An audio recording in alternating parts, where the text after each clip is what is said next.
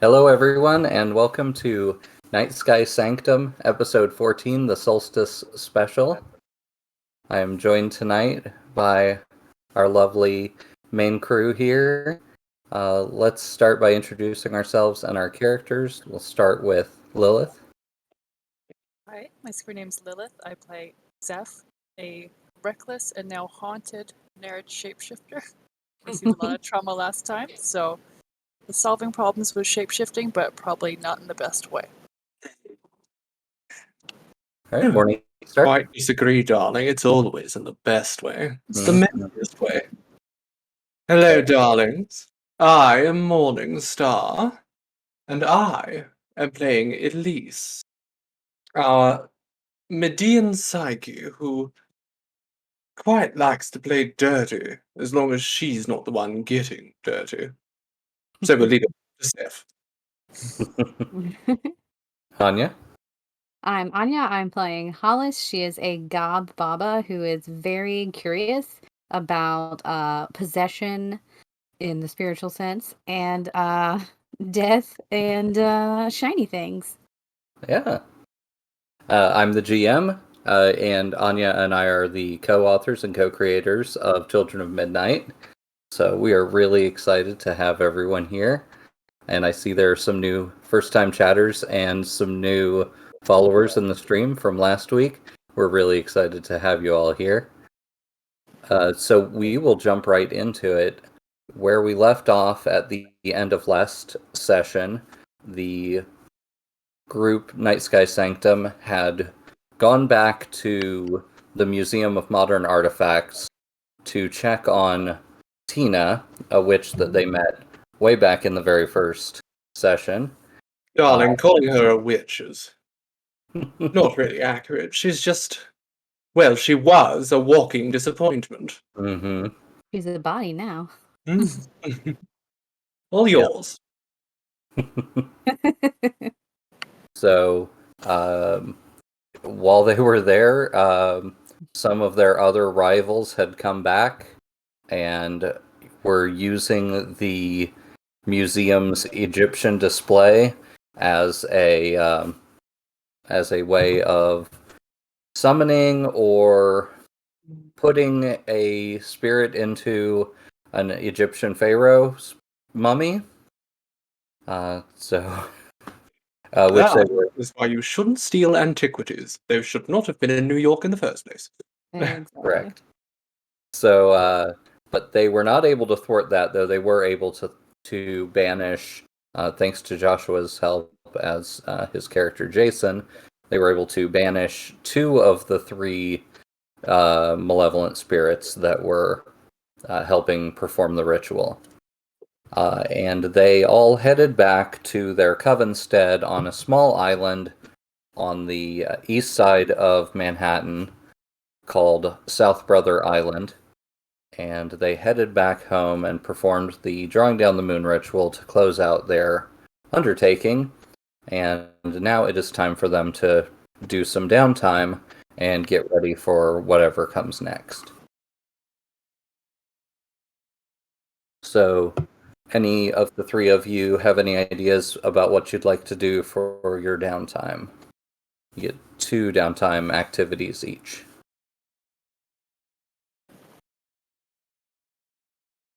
Well, I have a little project that I would potentially like to start on, something to look into the long term. I, just out of curiosity, would like to see if I can learn a little bit more about blood magic. Oh, interesting. There are some of the best resources for that would be a faction of witches called the Scarlet Incarnation that your characters might know just a little bit about. They are blood witches, and they're also thought to be assassins. My kind of people. So I suppose I'd like to start a project to get in contact with them, as I imagine they don't exactly paste their address everywhere. Sure. Also, you do have an in with the House of the Ram, Yes. which also could be considered to be blood witches in some respects, though without as much of a reputation for it as the Scarlet Incarnation. So, yeah, you can do that as a purely studying thing, or you can do that with trying to make contacts. So, Well, pick I your goal. assume it would be better to get in contact with them. Again, this is more of a longer term sort of thing. Obviously, we're not Sure. going to look much into this evening, but I would love to see if I can perhaps peruse through my books, our books, and see if I can find any clue about how I might contact someone of that sort. Sure. I also think you all might have some contacts from a previous session that might be able to get you in contact with Scarlet Incarnation. So, are there any that you can see either on the Coven sheet or on your character sheets that you might be able to use to get yourself an extra die?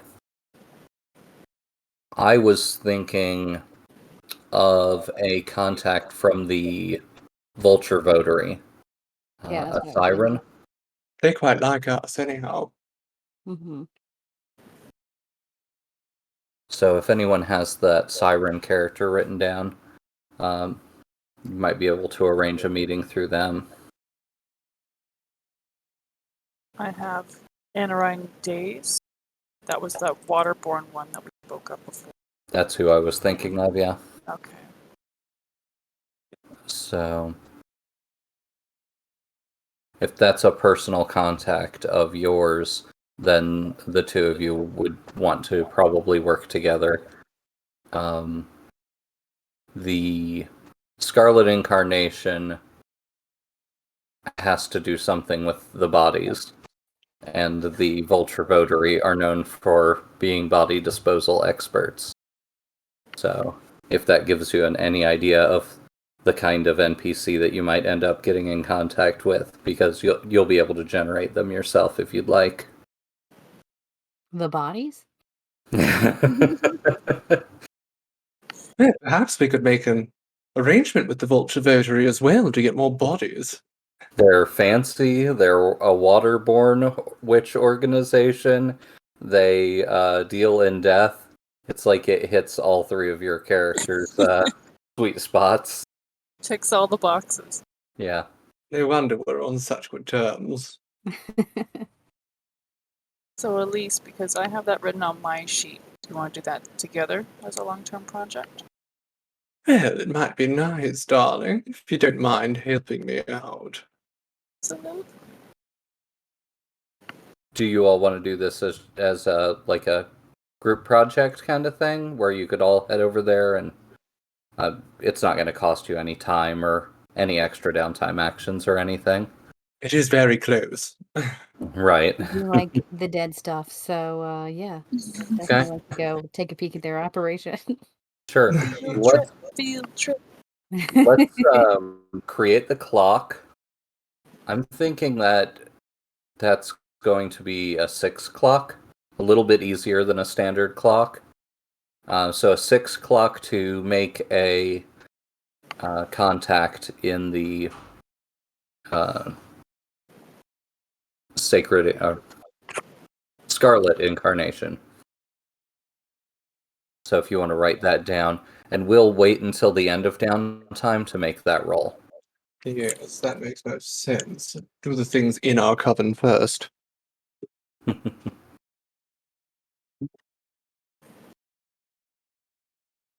All right. Anybody else for a downtime activity? I would like to train my prowess. Mm. Okay. What does that look like?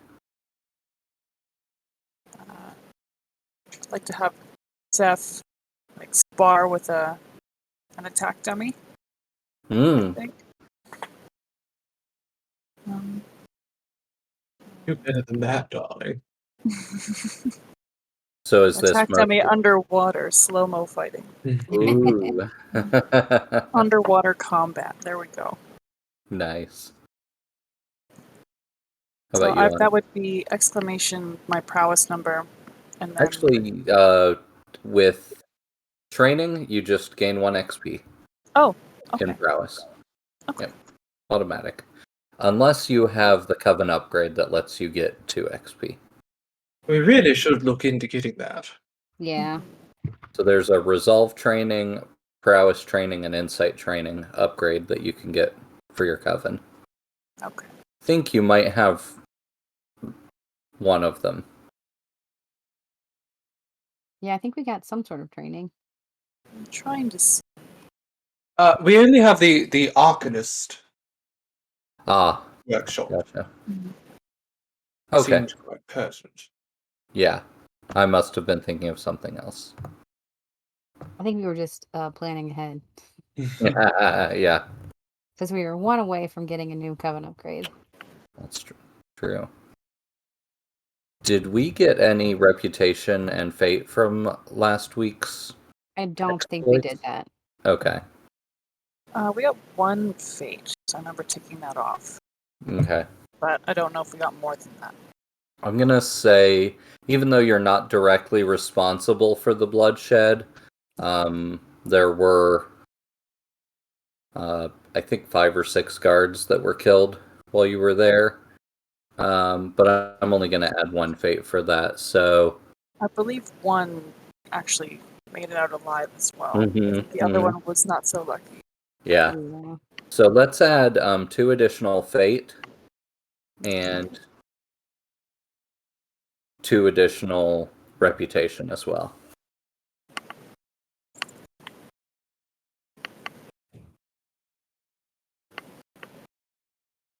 Always a shame when you don't actually get to kill the person and you still get blamed for it.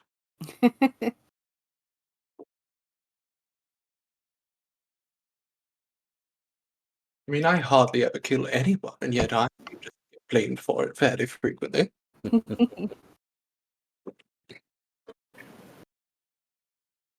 All right. Was that 1 action each? 1 activity? Yeah, I guess because we're gonna do that one as a group.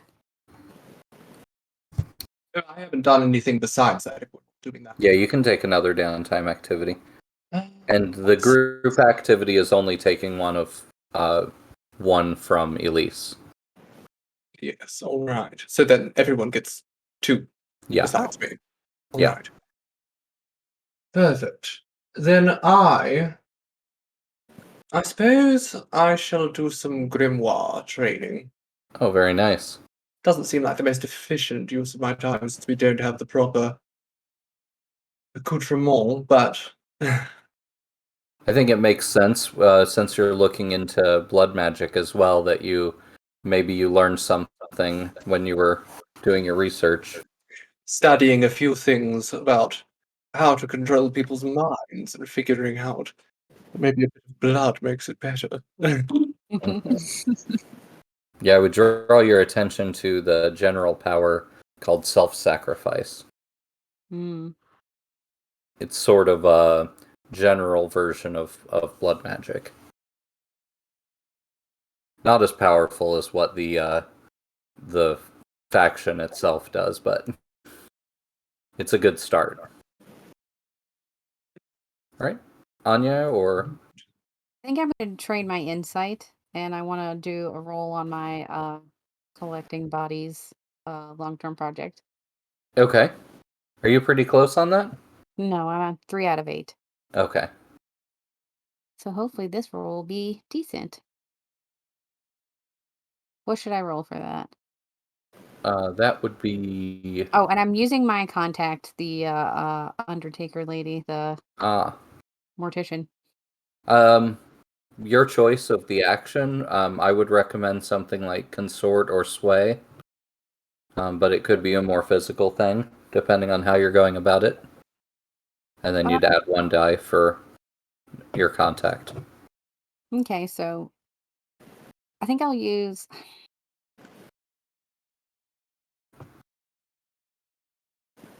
I guess sway. Okay.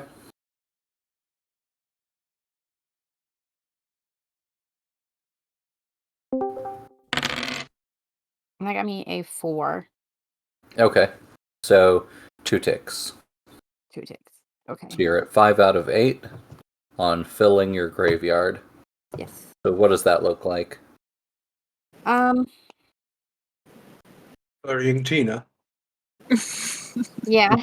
Maybe I just like sneak this one that we got, and I'm trying to get a few extra from the mortician to put in the graveyard. Mm-hmm. Like maybe she can convince some of the families that our island is a good place to bury their loved ones. Or maybe I could get some that are like, John or Jane Doe's that just nobody's claimed them. And, this way the state doesn't have to pay to bury them. They can just come live on my island. Or be dead on my island. All right. Yeah, We should let's see if say we it. can get a lot of those. Yeah. Make an let's- ossuary. Let's do let's just say there's an even mix of those two things. You're able to do a little bit of both. Okay, cool. All right. And Lilith, for your final. I wanted to ask for perform service. It's tending to the local fae or community needs. Is that just something like that would be in regards to something that's come up during a session, or is that something that we kind of improvise? Completely up to you. You can make it about something that came up during a session, or you can make it about something that's from your character's past, or you could just make something up wholesale. You can also get an NPC involved by bringing a contact into it for an extra die. Okay. Which one of those were you thinking of? Lowering your Coven's fate or lowering your personal Fey bargain? Oh, it does that? I didn't realize.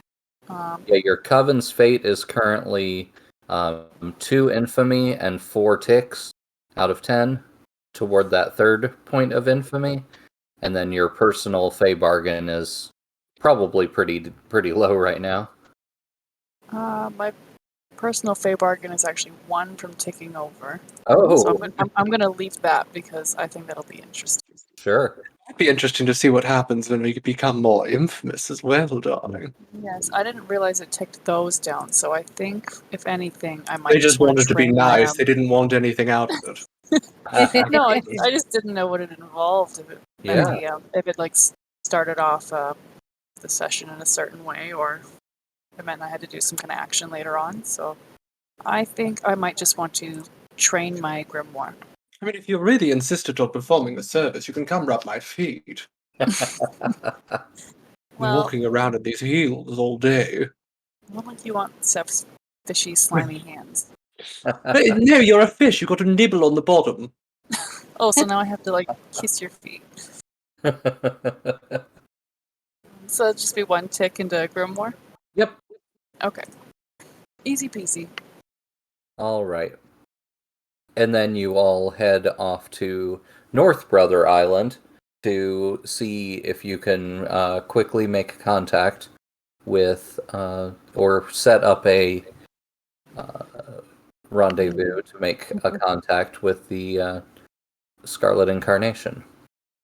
So, Morningstar, would you like to make the roll on that?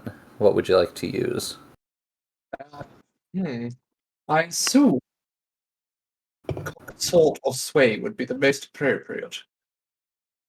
Because for once, I don't think bossing people around is the solution. I don't know. You might think that they owe you something, considering the whole Roger thing did happen on their watch, on their island. Well, now you're tempting me, darling. That's pretty much my job, is to tempt you. Fine, yes. I'll go in, and I will say that they need to set up a meeting with someone from the Scarlet Incantation. Because this whole mess that we've landed in trying to sort out with Roger, we're going to need some heavier firepower to clean it up. Yeah. Looks like we might have another bot in chat. Yep, I was just getting rid of it. Do I want to become famous? Going to help. Right.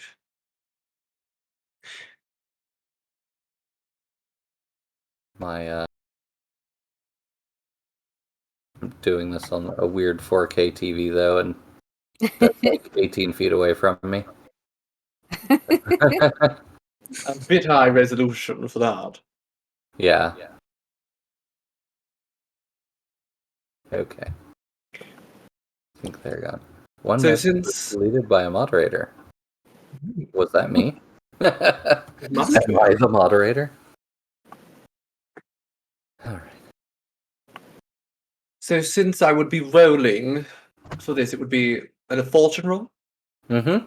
And you would add one extra die because you have the assistance of a contact, a near and days.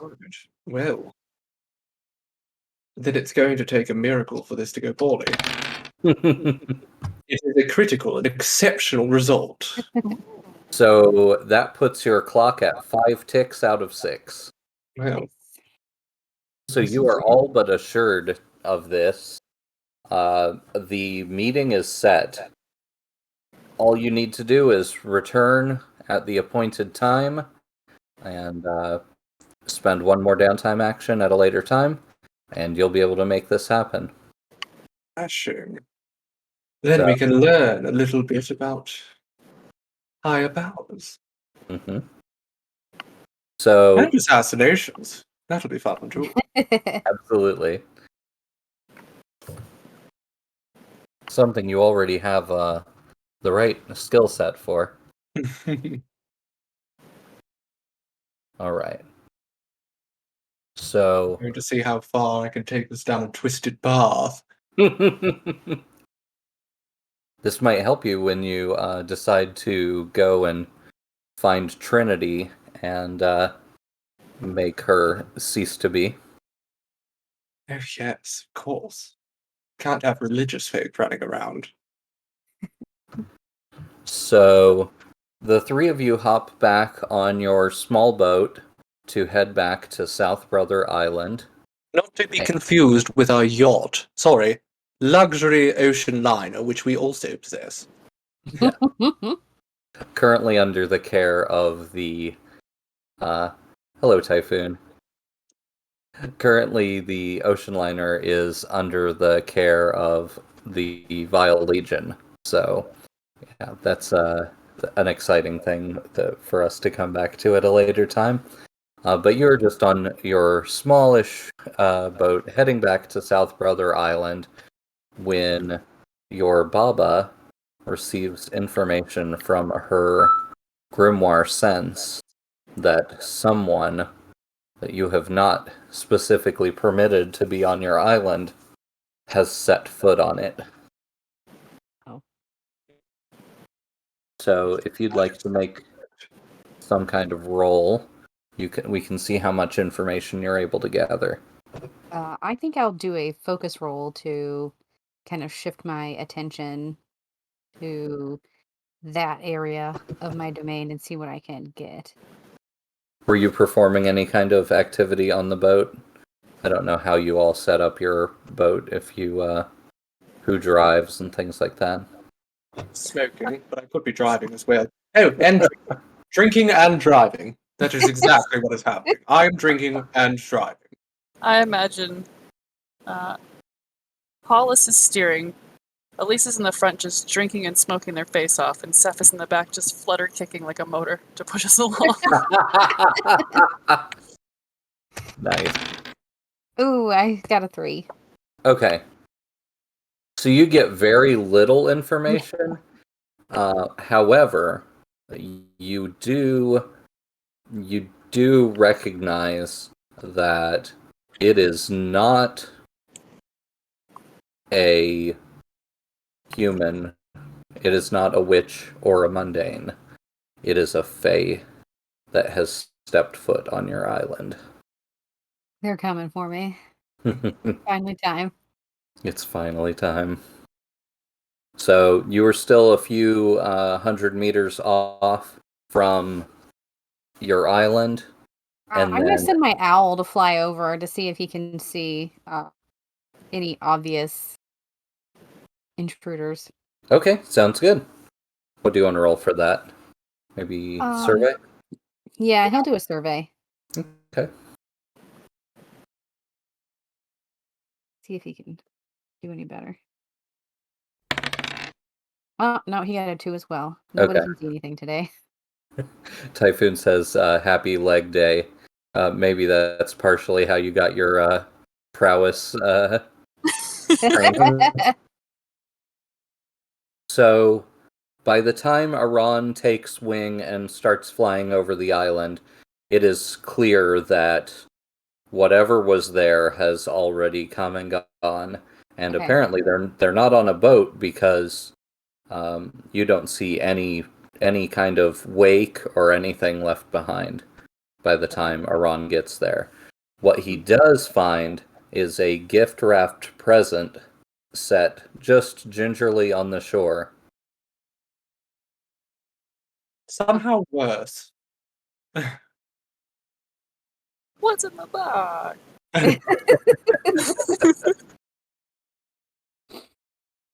All right. It's not Tina's head. We've buried that already. So, anything else you want to do before you get back? Contemplate. I what's want in the another bottle. drink. Anya, you said something? I just said contemplate what's in the box.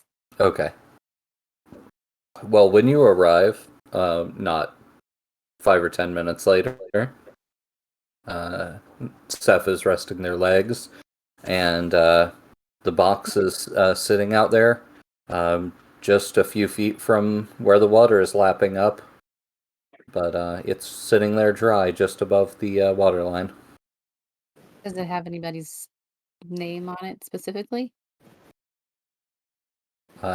It does not. It has a bow, and it is wrapped in a muted green wrapping paper.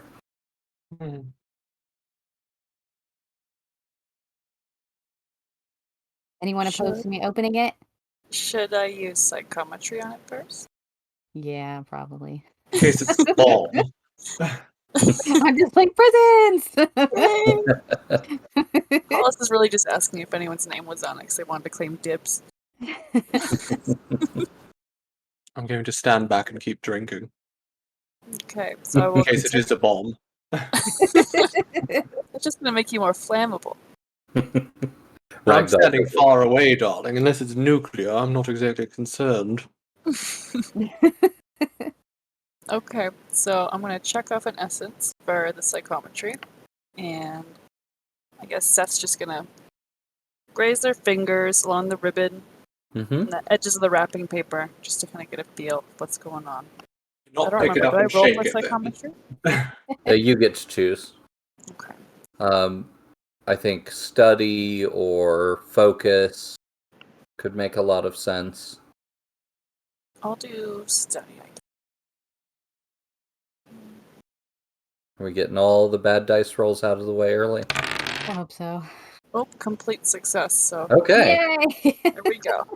The bad dice rolls are going to come later.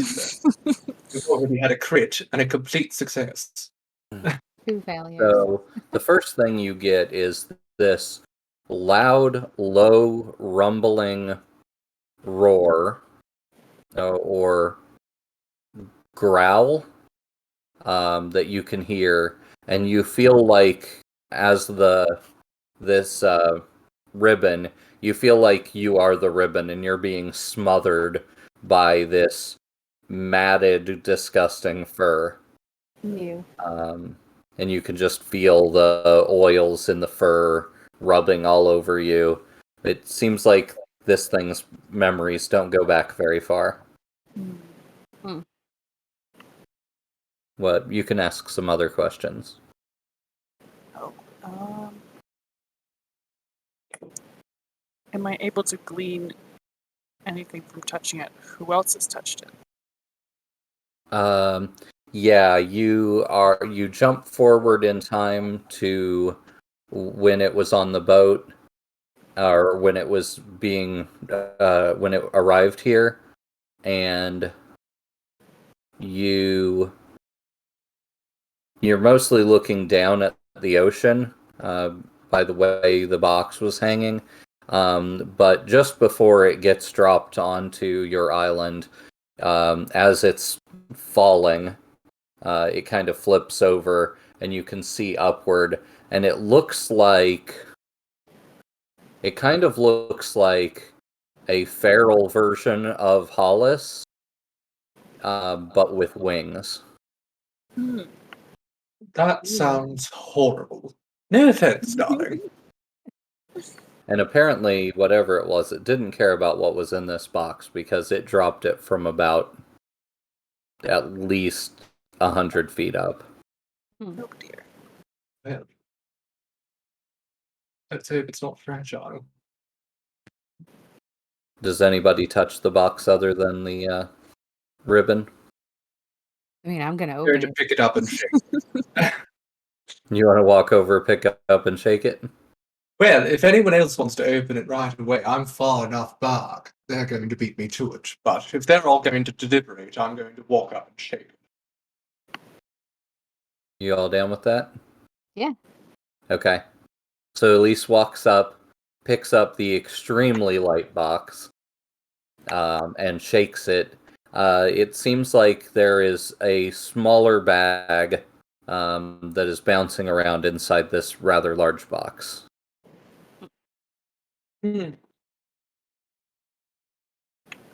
Hollis's turn.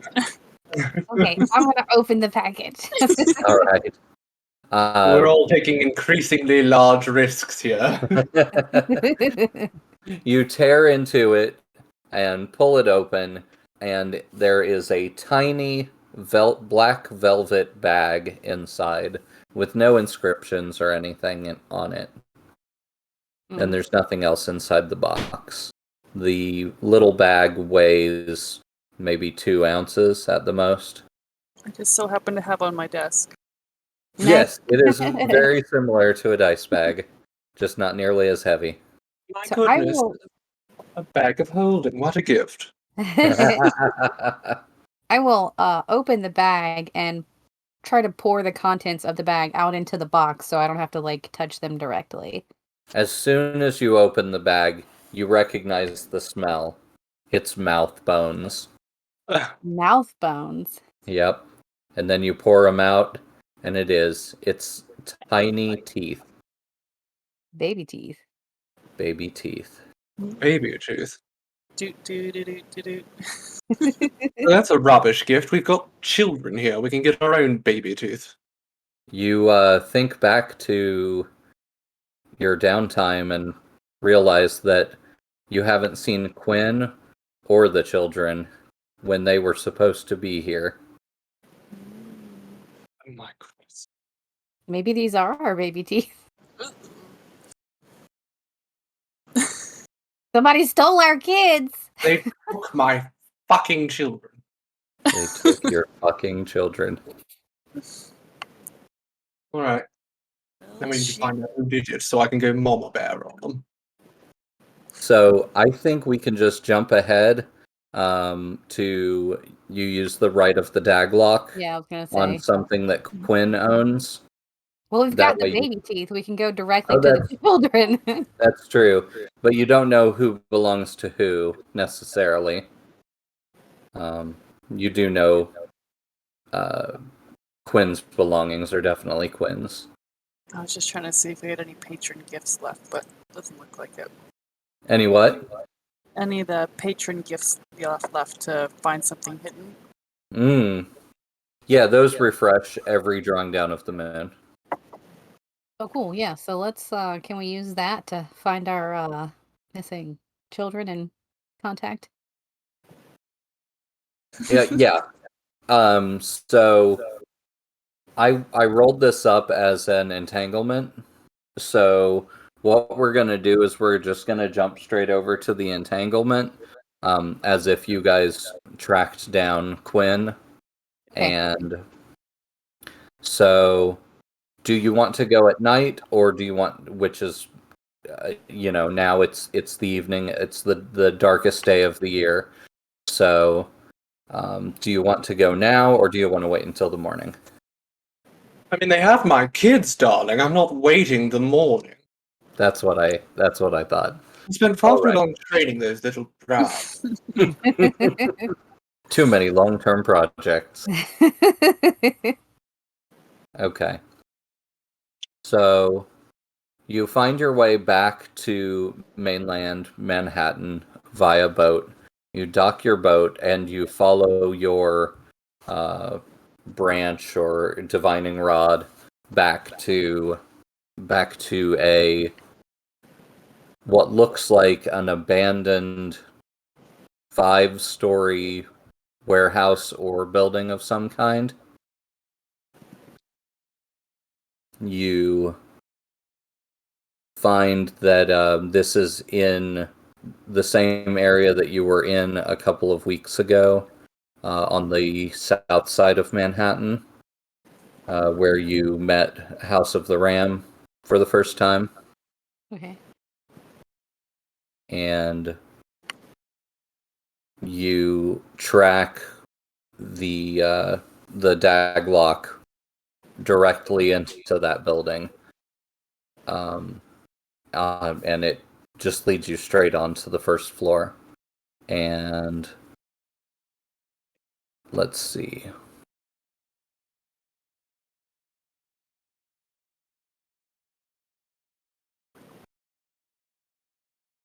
Who is carrying the Daglock? Or who would be the first to go in if Probably one of the richest ones. I couldn't hear you? Right. Are you reckless too, Hollis? Now? No, I'm not reckless. Oh, then But I'm just curious. Steph's going in first. I'm not reckless. I'm just curious. They amount to the same thing most of the time. Most of the time. I can Um, go in like really low and try to be sneaky. Okay, so we've sort of determined the marching order. It's Seth, then Hollis. Okay. All right. I'll So follow suit with my pistol drawn. okay. So you hear the sound of Quinn crying from just inside, and you look across and down a hall, and you can see. I'm sorry. Did we ever determine Quinn's was using she/her? I believe so. Yes, I have female We presenting. incidentally my name was adjust. the contact. Sounds good. So yeah, but yeah, she's crouched down on the floor, down a hallway, off of this entrance that you've found, and crying. Oh. And none of the kids appear to be around. Quinn, you're a bad babysitter. She's mundane, isn't she? This is what we get for trusting a human.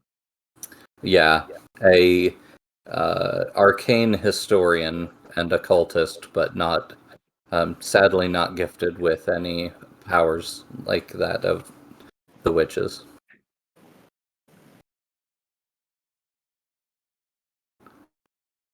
All right. So, are we just able to see Quinn? How far away are we? Maybe 35, 40 feet, through a lobby looking area that looks very disused and damaged, and then a hallway. And they're in the corner of a hallway, about 30 or 40 feet ahead of you. We have one of Quinn's belongings. Yes? Yeah. Maybe I theoretically do a mental takeover using an item from a distance sure. to determine what is about her before we go charging towards her. Mm-hmm. Right, I shall attempt that. And that is a study roll. Okay. So to catch everyone up, they took downtime, and when they came back to their island, they found that the children and Quinn were missing and replaced by a present that when they opened it was full of baby teeth. So they have tracked Quinn back to this 5-story abandoned building.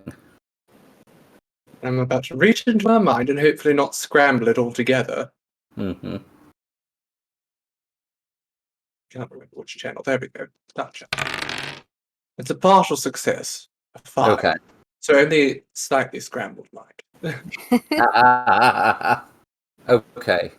Yeah, so I think I forgot to do position, but this was set up as an ambush, so I think the position is actually desperate. And what that would mean is that something is already attached to Quinn's mind, and you're able to get a little bit of access to that and Quinn at the same time, but you're going to have to fight off something as well. Good deal.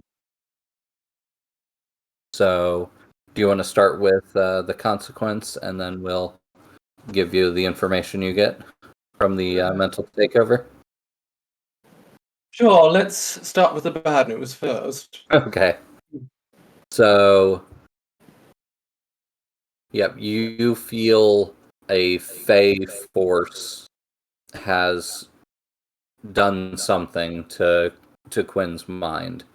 So I think what that looks like is it's going to try to send the fear and mostly the fear that Quinn's feeling right now, and it's going to try to push that into your mind as well. So basically make that like a feedback loop into your own mind. So you could probably resist that with insight.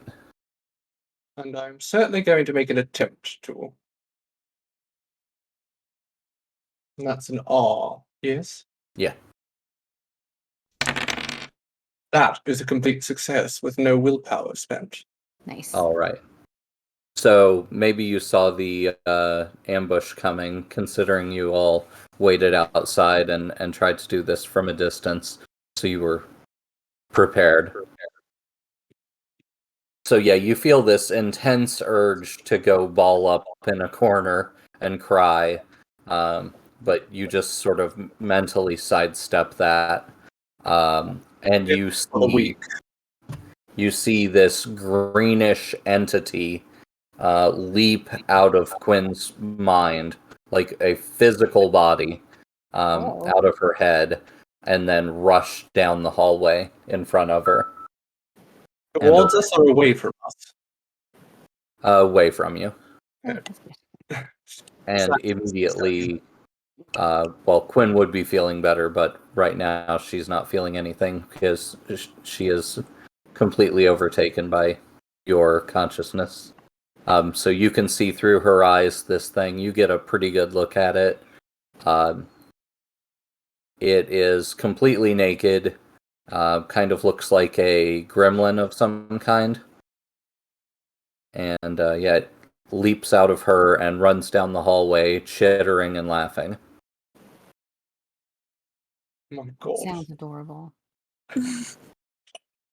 Now, we'll subdue it and you can keep it as a pet. If it doesn't kill the children. Hollis is putting on applications for new best friend. Tiny green best friends.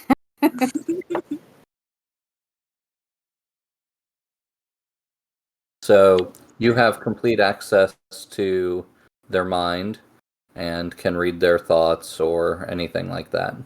But I'd like to see if Quinn knows where the children are. Not that we're just going to abandon her, but while I'm in there, rather than asking her politely, I'm just going to take a look. Yeah. So what you see in her memories is that these large groups of these creatures, like the one you just saw, took the children and separated them into smaller groups, and some of the groups went downstairs, and most of the groups went upstairs.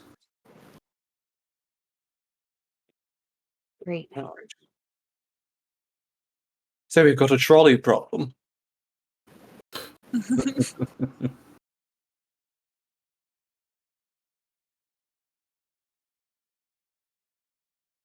But that's concerning.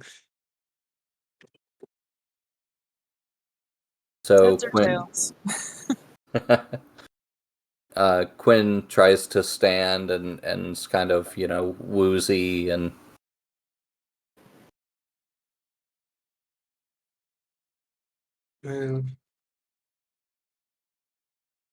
Perhaps we should help Quinn out. That would mean walking into what we know is a trap. Question is, how much of a trap is it? Yeah. Was that horrid little creature the trap itself? Or are there a dozen of them lingering right inside the door? so you hear some glass break from above you, and shards of glass kind of rain down around you. Not enough to cause you any problems, but there's definitely some stuff up there, and it knows you're here. And it's not very discreet.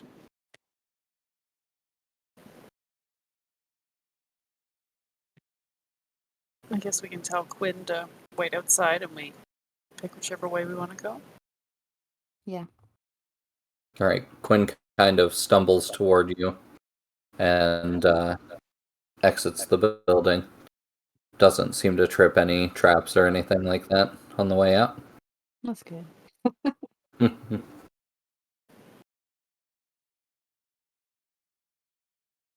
Are there any people about?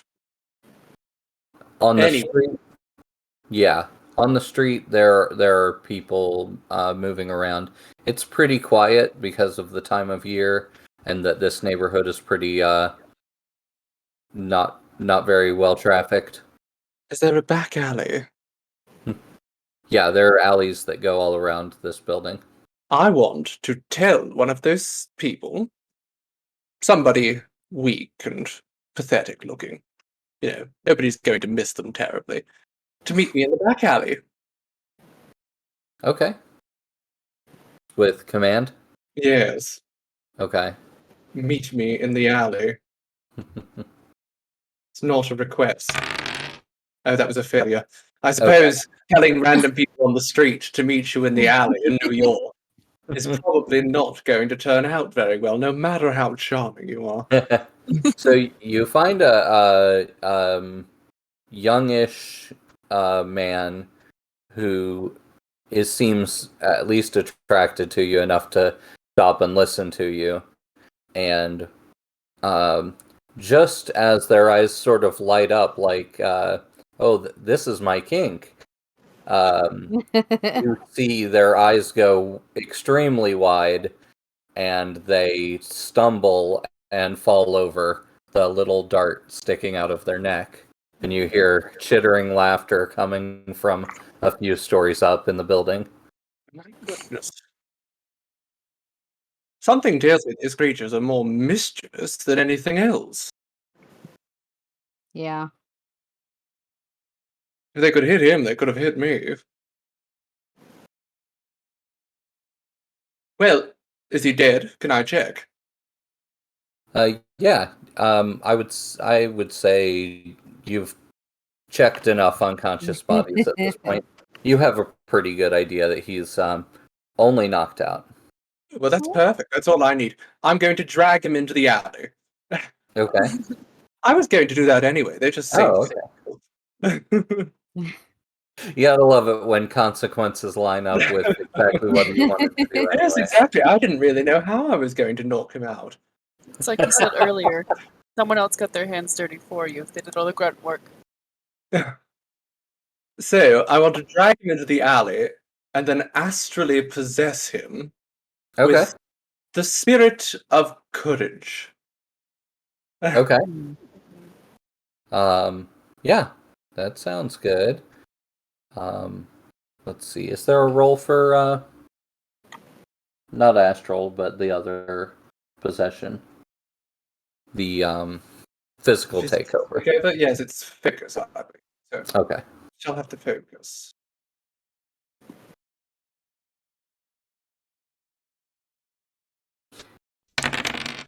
That's a failure, my goodness. Okay. Maybe this Fey poison is strong enough that it's counteracting whatever would normally do that. Also, maybe the spirit of courage in this area just isn't very strong.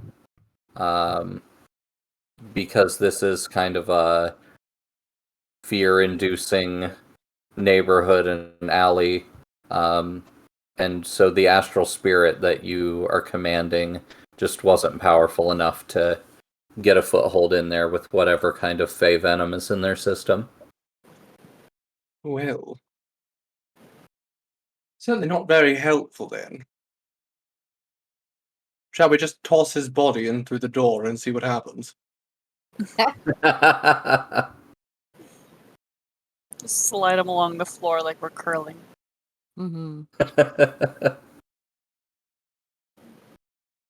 So Quinn seems to have come to a bit more, and they're willing to give any details, but they didn't see a whole lot. There seemed to be some other kinds of creatures that might have been in charge, but they hadn't seen them before. What did they look like? Kind of bigger versions of these little things, and they were wearing a little bit more clothing, as in not no clothing.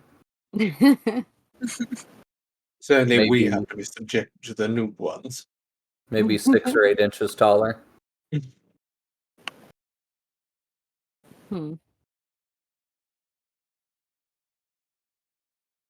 Did they have red hats on? Yeah, like 2 of them. 2 of them had red bandanas. Make Arcadia great again. They did seem to be acting as the sort of de facto leaders. Okay.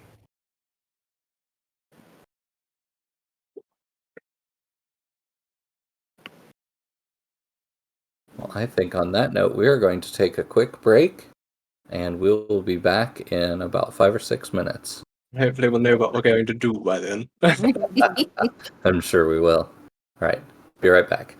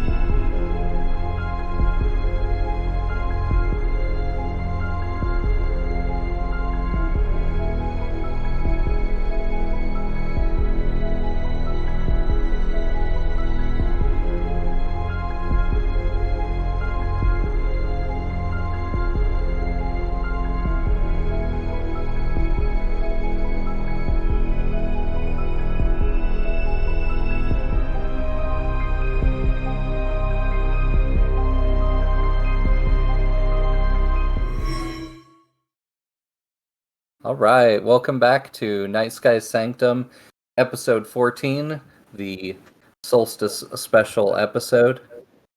Welcome, Hermes. I see all of you praying to the dice gods on our behalf, and you didn't even know that the last 5 dice that were rolled were ones. So We need it. But perhaps we got them all out of the way. perhaps they need all the help they can get. So you hear more of those creatures chittering and laughing from at least 3 stories up, probably through the broken window. And you also, in addition to all that, hear them chanting. And you see some red light up in that room, though you're fairly sure that there's no active power in the building. Hmm. Concerning. Well, So I'm going to start a clock called the Ritual Completes, and it's going to have 3 out of 6 ticks. Oh, dang. Maybe we should go stop the ritual. Yeah. yes. With my hood of understanding that I can understand any language, am I able to hear what they're saying, or are we too far away?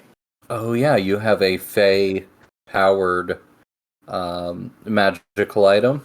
Mm-hmm. Okay. I definitely think it can work. How many Fey bargain would you like to spend to activate it?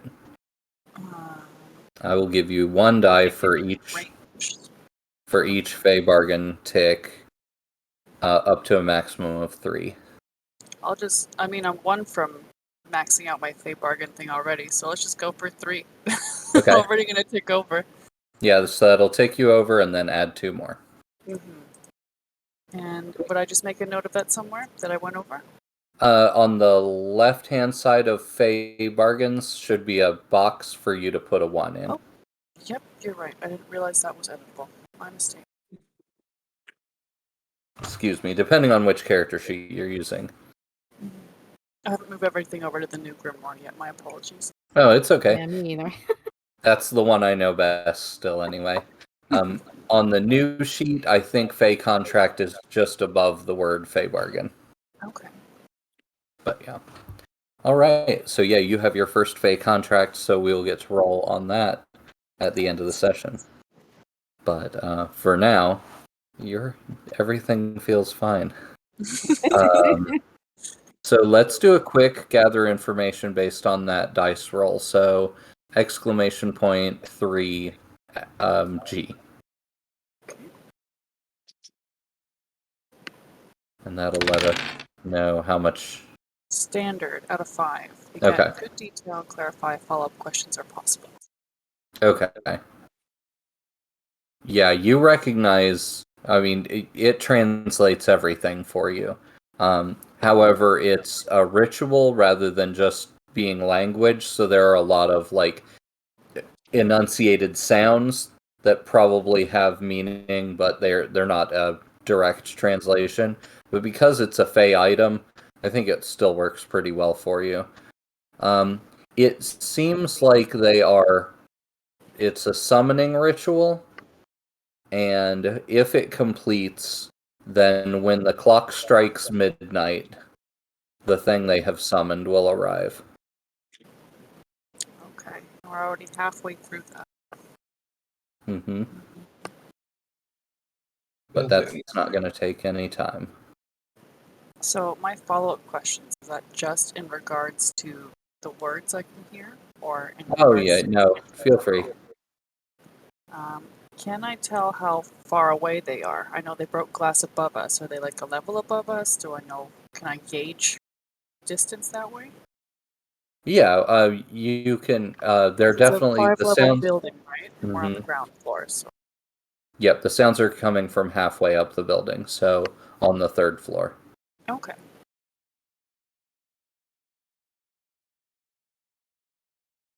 All right.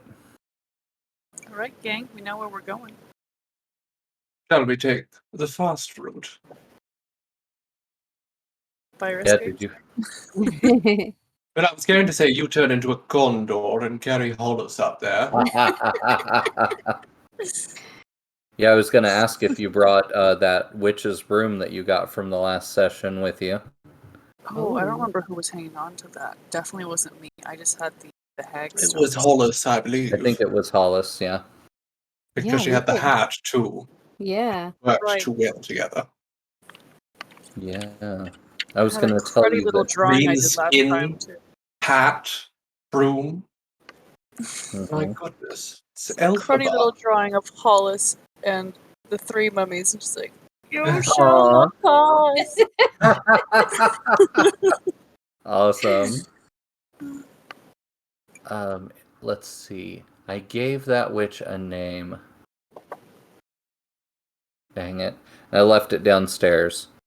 But I gave, so the, yeah, I wish I Was it an remembered. Astrid? I don't remember. I think it was an A. Astra does sound familiar. Cool. Yeah, so Astrid's broom. Yep. So yeah, we can assume you have that with you, and the issues that were happening with it from the last session have been ironed out, so it is back to being activatable. Cool. And we know how to activate it? Yeah, I think because of a really exceptional Seth roll, you got the activation word. I think you got a critical on your psychometry. I think so. Yeah, but then you also ended up botching something later, and you weren't able to use the broom. But yeah, so yeah, you have the activation word, Hollis. I'm gonna tell that broom to wake up and Okay. see if I can get on and fly and take a peek. Okay. All right. Roll a 3-die fortune roll. A 3-die fortune roll. Okay. Is there a special thing I need F. to say? F.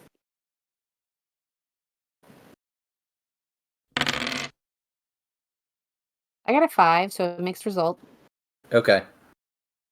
This is the third best result you can give. The broom darts out of your hands and then flies around behind you and flies right between your legs, lifting you off the ground. Oh, fun. It seems to be using a little bit more force than it was probably necessary because it's used to lifting heavier Median You have to change the Median witches. calibration, Hollis. Yeah.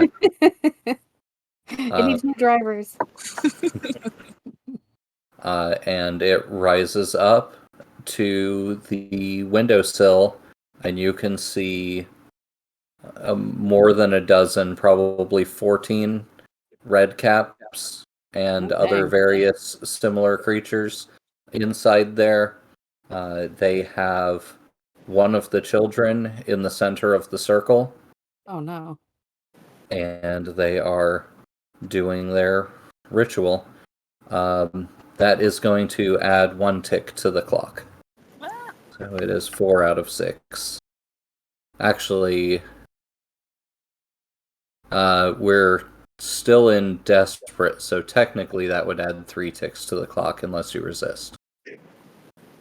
Well, 3 ticks would max it. Mm-hmm. Can I just fly in there and snatch the kid out of the middle of the circle? Yeah. Throw him back in my broom and Hollis is just gonna Well- crash through the window, all Die Hard style. I think you could do that. Yeah, if you let them finish the ritual, so it's just done, and all you worry about is getting the kid. I think you can take a free action before. Yeah. Okay. All right. What do you want to use for that?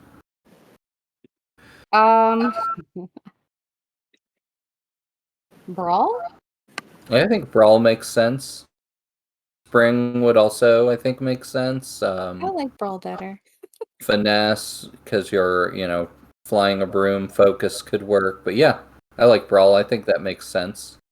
Seems Oh, like Also- the brutish option. Are you trying Yeah, to I'm get busting in? in and being intimidating as the tallest person in the room and Glass stabbing flying kids. everywhere. Nice. All right. One of us could slow down time temporarily just to make the moment sweeter. I'm gonna spend 2 willpower to get an extra die as well. Okay. I'm gonna say that's gonna have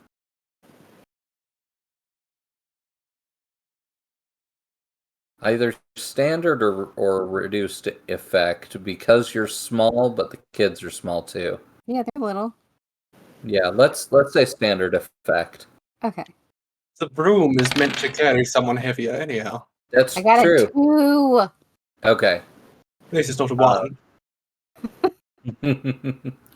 Okay. So on a desperate action, I think what that means is you bust through the window. Mm-hmm. Shards of glass rain down, mostly away from you because you fly through it Yeah. so fast. But there, as soon as you get in there, you realize that there were sort of 2 echelons of creatures in there. There were the inner group that was doing the ritual, and then there were the other ones that were sort of acting as guards. So as soon as you fly in, you are getting daggers stabbed up at you. And you take 1 dagger to the calf as you fly in, and then you drop down and grab the girl from the center, the crayons that she was using to draw on the floor, go sprawling away. And you sort of barrel forward out of their ritual circle just as the magical effect goes off, and a whirlwind of black and red smoke barrels upward and fills the top part of the room, and that all that force knocks you, your broom, and the little girl into the hallway just outside of the room that these creatures are in. So you're unmounted, and you've been stabbed. You can resist either or both of those effects if you'd like. I think I would like to resist being off of the broom. Okay, that makes sense. Am I able to do any kind of resist if I were to be coming in after Hollis? Like just following afterwards? You haven't even Yeah, turned if into a you bird yet, darling. yeah, if you want to turn into something and go up in there. Yeah. Oh. Did we address if that was the window by the fire escape or not? Or are we just a generic window? Yeah, these are on the front of the building, so the fire escape we'll say is around the side. Okay. So I'll just turn into a massive bird then. Okay. Something raptorous with talons, and attempt to follow Hollis up as backup. Okay. And you want to do like a protect action to Yes, I do. Okay. And while they're So- doing that, I'm going to go around the building because I need the fire escape. Okay. Just trying to see if I have any. So do you want to go ahead and make a prowl Morningstar for Elise? Well, I didn't think it would be very secretive. I could do a Yeah, I'm trying to think of if the fire escape isn't dropped down for you, what you would use to get up there to it. I assume finesse would relate to acrobatics, not related. Yeah, that sounds good.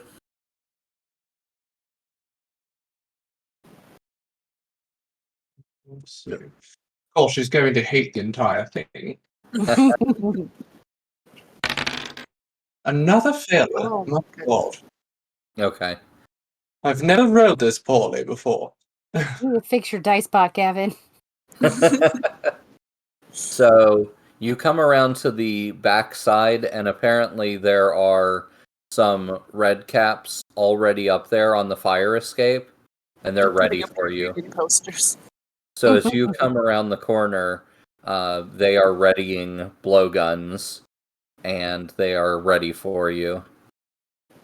And a couple of blowgun darts hit the ground near you, driving you back around the corner and away from the fire escape. So they've cut off that avenue. Mm. For Seth, a protect action costs 1 willpower. Okay. And what do you want to protect Hollis from? Do you want to like push her out of the way so she doesn't get hit by the magic and knocked off the broom? I will be reckless and go for protection from the knife. Okay.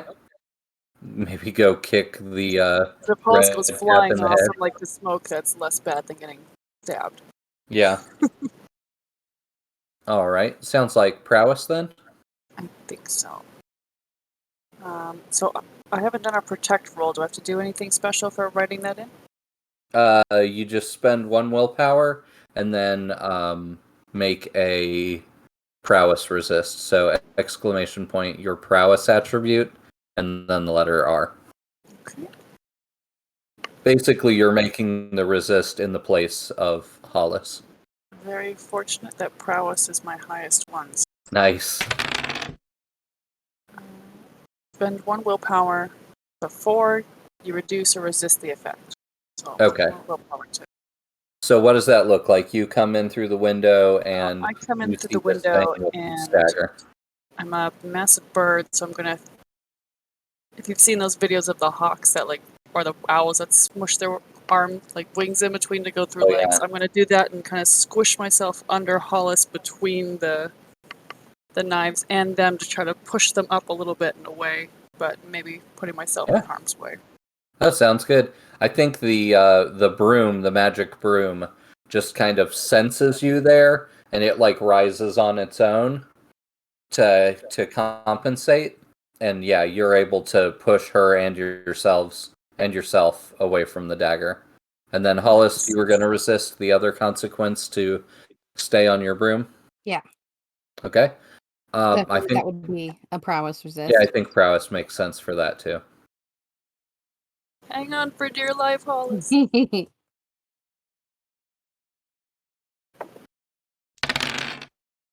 I got a success. It's number Okay. 6. All right. So it costs you 8 no on the broom. willpower. And you stay on the broom and you sort of skid into the hallway with the kid in your arms. Nice.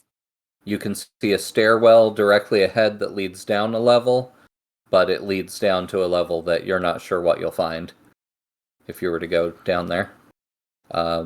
Black and red smoke has nearly filled the room behind you. What is Elise doing? Probably pacing in front of the building for a moment or two. She tries to determine the sensible course of action, and failing to find one, Gets she's Quinn to probably bolster going to hike up her skirt, kick off her heels, and charge headlong into the front door. All right. You get all the way around to that corner where you had seen through Quinn's eyes where she was previously. And when you turn that corner, you can see a stairwell that leads up to the second level. All right, well, I will run up the stairwell. All right. When you get to the top of the stairs, you see a long hallway and then another stairwell that heads up to the third floor where you would expect to find Hollis and Seth. But along your right-hand side, there are 3 different rooms, and you can hear quiet sobbing coming from at least one of them. Then I shall go to the rooms, rather than charging right up to help the rest of them. Okay. What do you want to use to locate the right room and or get in safely? That's a good question. I suppose it might be sensible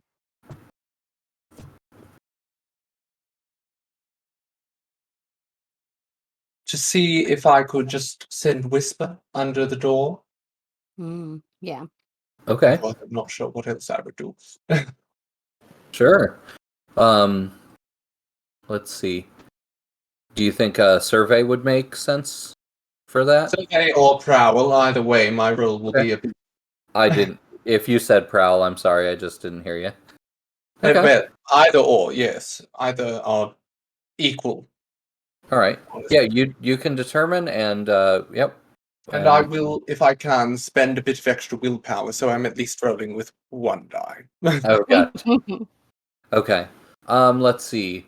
Prowess or survey, I'm gonna say because of their extremely small size is going to be at increased effect. But it's still gonna be risky. Yes, and I'm still rolling at a disadvantage here. So you can take a Fey bargain, or you can spend 2 willpower to get an extra die. I will spend the 2 willpower, Okay. I believe. Actually, you know what? I only have 1 Fey bargain, so I'm going to take a Fey bargain because Okay. I'm far behind everyone else here. God. You feeling left out? Peer pressure, peer pressure. Also, I'm trying to remember the wording of your patron spirit's gift. Is it to locate something hidden or To locate a hidden? something hidden or Yeah, to it negate a Fey says- bargain clock tick. It does say locate something hidden, so the children would, I So suppose, that would count. So that's going to give you, if you'd like, that can give you +1 die. But then you can also take a Fey bargain to get a second. I think I shall need them, given that both of the die, both of the actions in which I could possibly roll here are 0. Yeah. Okay, so I think a good Fey bargain would be the Fey have some way of noticing when something is a familiar versus a natural animal. And I think that the Fey are going to be aware that your familiar is a spider after this, no matter what. All right. They know what I'm working with here. Mm-hmm. Well, let us hope that I did not show my hand for nothing. Let us hope. So you get to roll with 2 dice. Finds these children. And they do. It's a complete success, and thank goodness I Nice. rolled 2 die there because it was the second that saved me. Okay. So I'm gonna say that the Whisper crawls around between a couple of the doors, and there's nothing inside of either of those rooms. When it gets to the second doorway, it heads under, and there is one red cap along with one of the children in that room, and it's a windowless room. It looks like it might have been a bathroom, but all the fixtures have been like broken off the walls. And so everything is so bare and white that the spider even stands out pretty well, and it sees it, and a look of terror comes across this red cap's eyes, and you hear it mutter something, and you recognize it as the Fey name for Jack Spiderstripe, and it hurls itself out the window. It lands on the fire escape and knocks one of the others off the fire escape. My goodness. Really, And, this spider familiar is finally paying off. And yeah, you see the little boy sitting on the floor, and He looks really excited to see Whisper. I see a spider. A venomous spider. A venomous spider Ooh, that venomous means spider. that Elise is near. Is the door locked, or do red It caps is, have fence? but he gets up and comes and you see the vacancy, no vacancy flip to vacancy. And the door comes open. And then I open my arms, and of course, in the most insincere matronly manner possible, and I say, "Mother's here, darling." He gives you a huge hug, um, and asks if you want him to wait outside or if he's coming with you. So when I ran in here, seemingly I did so without any issue. Yeah. Then I would like the kid to run back that way exactly. Okay. Well, how many did you say got knocked off the fire escape? Just the one? Only one, yeah. All right. Well, then, the way I came is probably the safest path. All right. So, what are the two of you doing up on the third floor?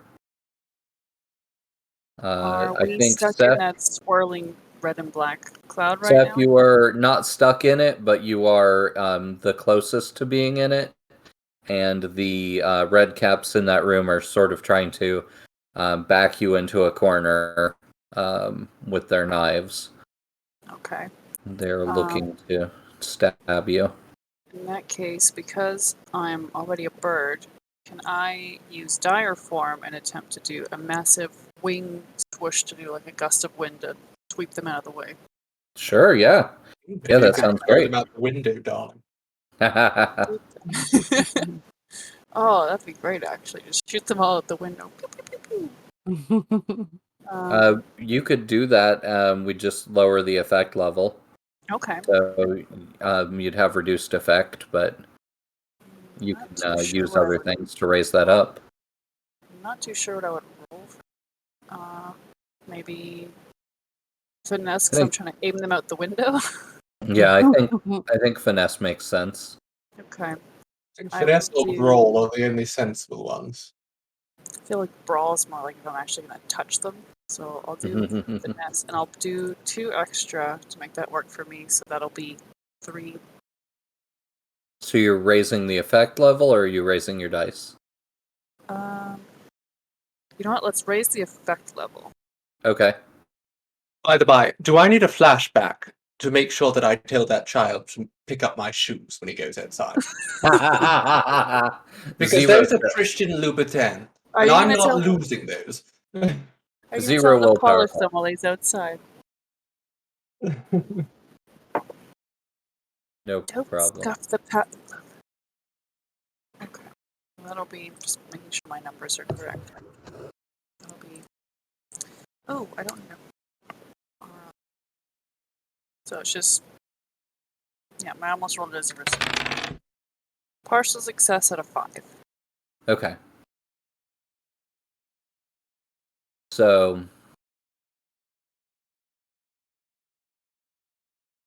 okay.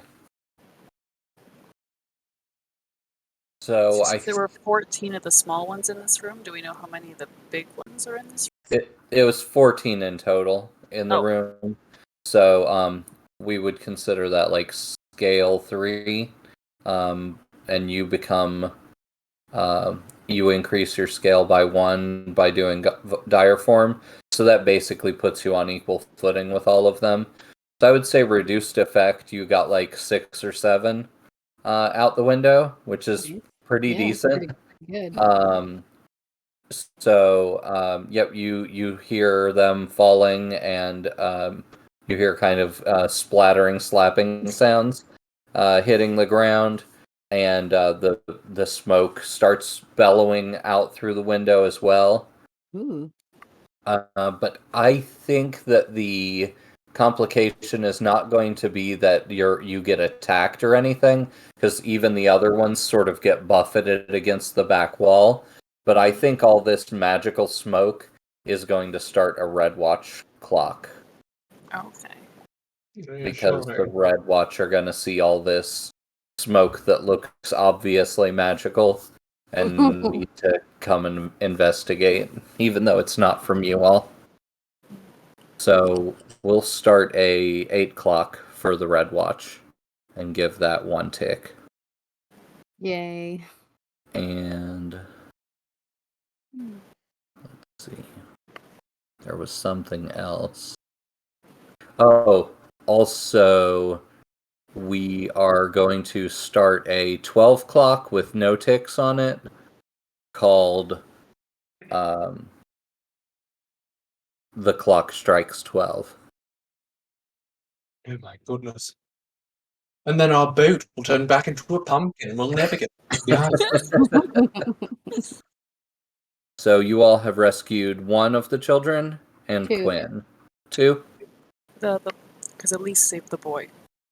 That's right. Just not out of the building yet, but yeah, that's true. 2. So 2 out of 12 plus Quinn. All right.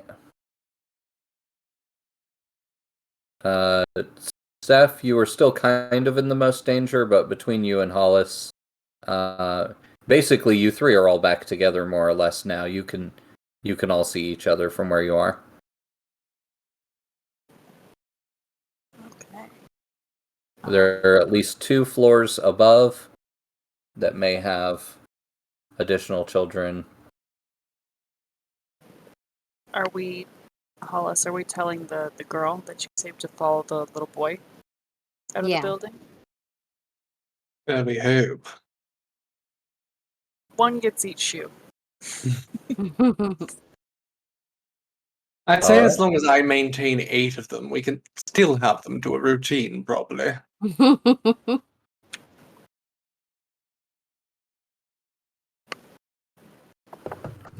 All right, so the red caps in the ritual room are starting to recoup, starting to get their wits back about them, and try to make an attack on the 3 of you. And I attempt to do a brawl roll to try to grab them in each of my bird feet. You want to grab 2 of them, or? Yeah, I want to try to grab 2. Okay, you want to fly them out the window, or More just so grab just them? crush them. Oh, okay. Sharp Sounds good. talons. All right. I have 2 in brawl, so I'll leave that for now. I'll just Nice. do wish mark 2. Partial success out of 5. Okay. So, yeah, I think you grab a hold of them. One of them you squish easily, and the other one kind of wrestles with you and is stabbing at you, but just not able to really get a good shot on you. And it just takes you a while of sort of squawking and flapping and until you're finally able to crush his head. So we'll put 1 tick on the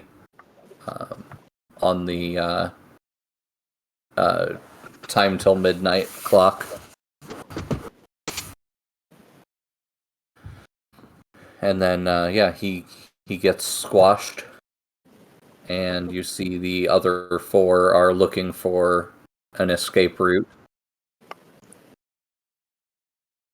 So 2 of them go for the broken glass of the window and try to climb down safely.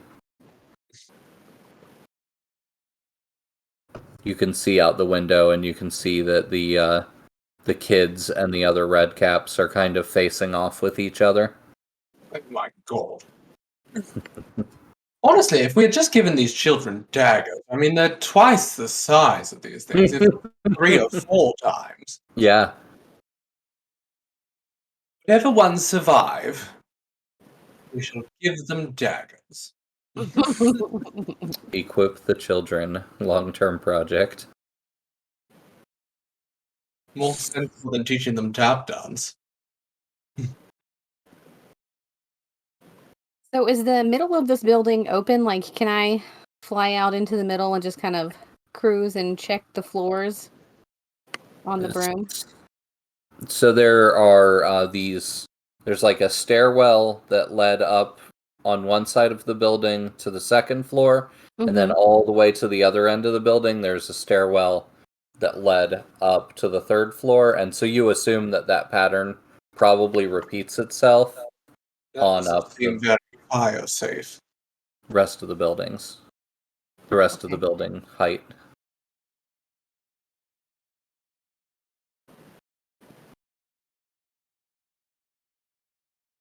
So I'm just gonna try to do a quick fly through then and just check as many floors for children's sounds Okay. that I can yeah. Okay. Sounds of children. The sounds of children. So I'm gonna say to know where all the children are upward for the next for floors 4, 5, and for floors 4 and 5 is gonna be a 6 clock. Okay. So if you want to start checking that out, or if you all want to do that as a group action, but I think it makes sense for Hollis to check it out quickly on the broom. I think. I mean, Hollis could go furthest, and the rest of you could check the stuff that's a little closer. And which action would we be rolling if we were to do this as a group action?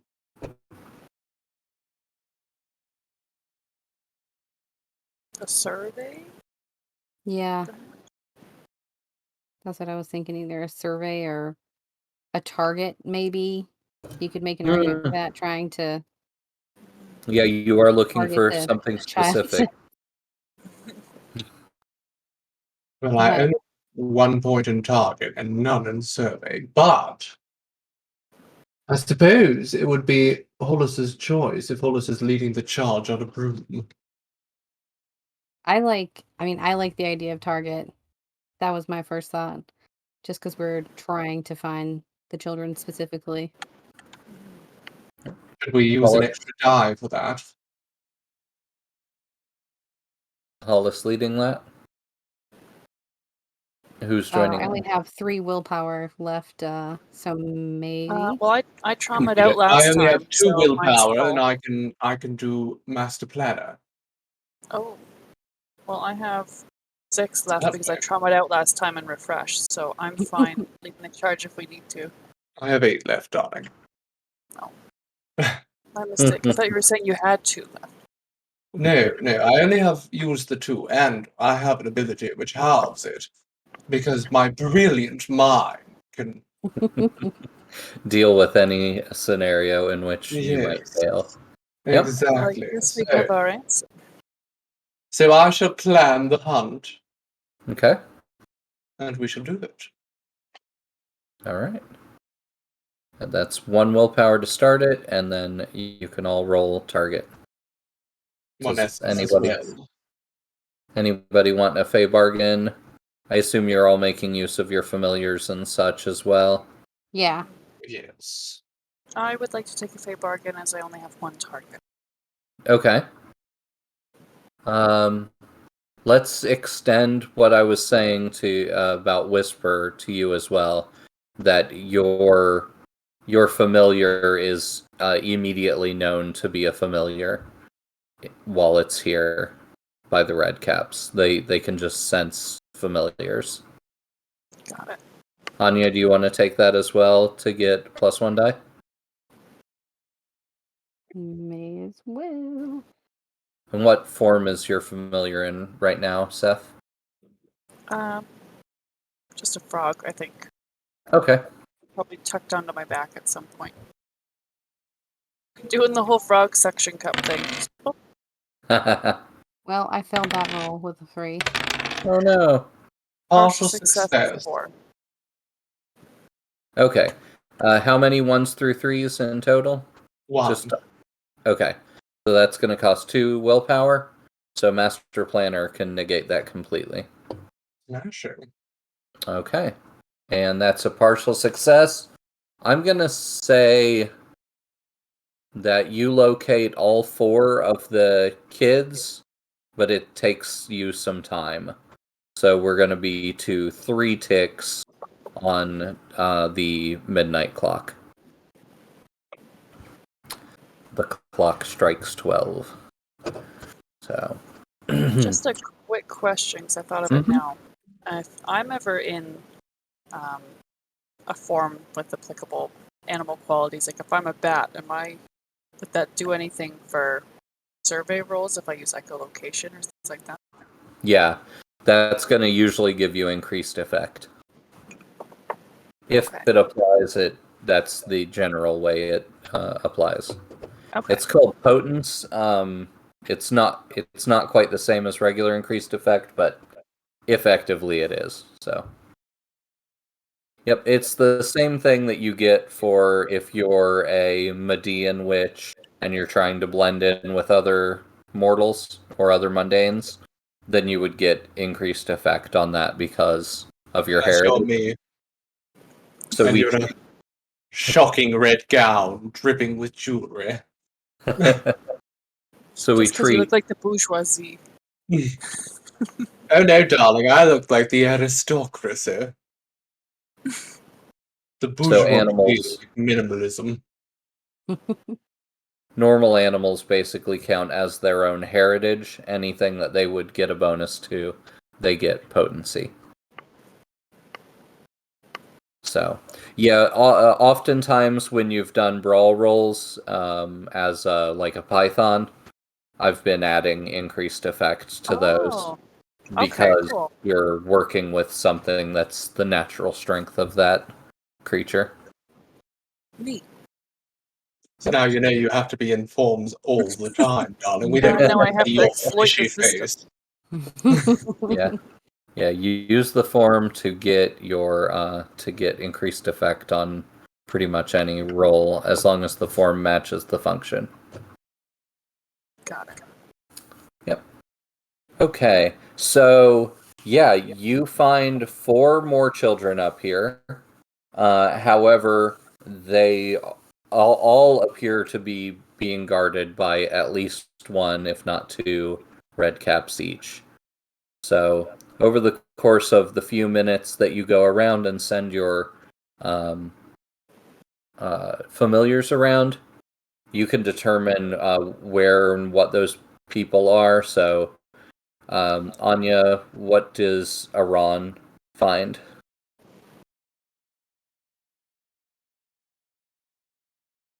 We found 4 of the kids, so I guess. Yeah, well, I'm just giving each person, like, either you or Iran find 1, so you can determine in what state you find them. Okay. It doesn't seem like they're really harming the children so much, so they're distressed, but they're not like physically harmed. Yeah. So we're saying these children just lost their teeth at a coincidental time for a hostage note. Good point. Yeah. Well, maybe the Maybe they children got that something on Hollis the found mail. are fine, but maybe we'll find some messed up kids. Yeah. So, Anya, what do you find? I don't know, generic child. Should have named them. Yeah, we should have named them child number 1, child number 2. Yeah, so it's it's a kid, and it's with 2 of these guys, and they are being mean. They're being mean. Yeah. But they're not being like super aggressive. They're kind of, pushing the kid around, laughing, being scary, which is, distressing to a child, but not actually physically harming them so much. Yeah. So yeah, you find 2 of them. They're in what looks like an old office room, and the kid is hiding under the desk, and they're jumping up and down on the desk. And they're 2 of the smaller ones. They don't have any weapons or anything, but they're jumping up and down and making horrible chittering noises at the kid and trying to scare them, and yeah, that's how you question. find them. Does my fearsome omens, would it work in this situation? I don't remember if it specifically says whether it applies to. I think it applies to everyone. So yeah, you can you could determine what kind of omens you want to be exuding, what you want to look like. Cool. Yeah, I just want to bust in there and see if I can, beat the little gremlin guys at their own game and just scare the crap out of them with, a very scary face. Yeah, so what does that look like? Probably very Baba Yaga, scary sunken in features, look like death warmed over. Yeah, Maybe some something like maggots that. come out of your face. Yeah, just scary. Okay. All right, yeah, you come in through the door and I'm flying on my broom. yeah, that's I'm right. gonna do a classic cackle. Just all the Make sure you're wearing that hat I gave you, darling. Yeah. So the two of them pause and look at you wide-eyed, and then a stapler goes flying past your head into the hallway from one of them, who's like jumping up and down and shaking his hands in the air. Yeah, they're chittering something to each other. It's not clear, but they're definitely seeing what they're supposed to be seeing. They look like they're not used to seeing people look like the way you look. Gotcha. I'm just imagining they sound like Ewoks. Yeah. Yeah, so they have little piggy noses. They're they're a little chunky and floppy, so like they've got like kind of like little chubby green rolls all over their body, but they're also kind of floppy, so like their skin kind of hangs off of them a little bit too. Okay. So Let me find a docile one. yeah. So I it's want like to keep Ewok one. meets Pug, just snotty and nasally. Meet Shrek, because they're green. Or the Grinch, to be more seasonal. Well, I suppose there's a Shrek holiday special now. Yeah. But as soon as they realize that they're out of things to throw, one of them dives for the window, and the other one goes under the desk. With the children? Yep. All right. Seth, what do you find? You or Rupert? So we're looking at the 4, 5, 6 floors, or we're Yeah, 4 or 5. okay. So I'd like to say that I found 2 children in the stairwell. These ones are missing. Because what? These ones are missing teeth. Ah. So there's a smaller one that's upset, visibly upset, and there's a older child that's missing his 2 top and bottom teeth, and he's whistling and sticking his tongue through the teeth to try to calm down the younger child. It's quite alright, he'll get his 2 front teeth for Christmas. So he's just basically trying to calm down this smaller, upset child who's having a really tough time. Yeah, I think Rupert was hopping up the stairs and absorbed some of the iron from the blood on the stair in through its skin and was like, ooh, there's people blood here. And then hopped down and found the kids. And yeah, they seem really excited to see Rupert. And it calms down the one that was crying. Oh, that just gave you the most nefarious idea. And then Elise, you find the last child up here. Yes, nothing nefarious with that.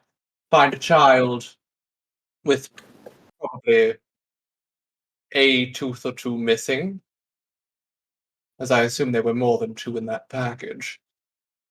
And they are not happy, but they're not happy because they're likely being guarded by one of those wretched little monstrosities. He's got his little twisty dagger, and he's been taunting them with it. It's not very nice, is it? So, when I open the door, I attempt to fling a throwing dagger right at its head. Please don't hit the child. Sounds good. My goodness. Finesse?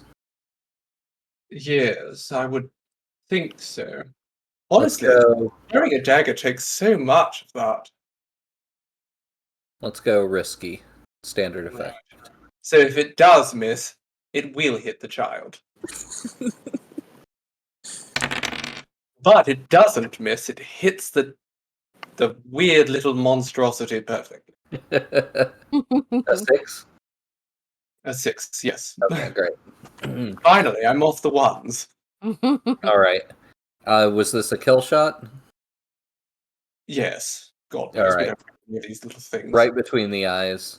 The thing just goes down like it's lead weight, with the your dagger sticking out of its head, and the last. What's that?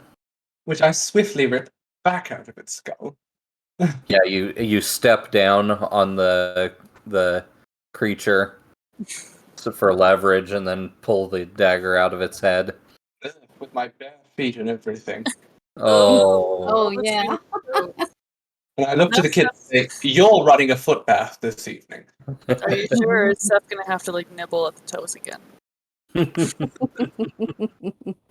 And yeah, the kid seems a little grossed out, but pretty excited to see you. And then that's when the glass behind the kid breaks, sending splintering glass into the room, which showers the kid. And you see 2 more creatures coming in through that window.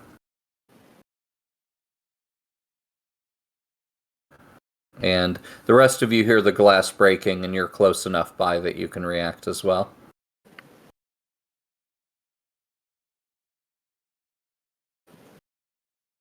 I gotta flip this table and get these kids out from under this desk. Yeah, that's true.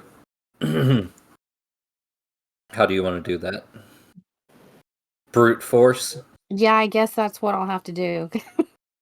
I will brawl this table over. Unless you want to Alright. send the broom to scoop them like it scooped you. I want to be scary and brawl the table. Let's see if I can do it. Right. Risky standard effect. Okay.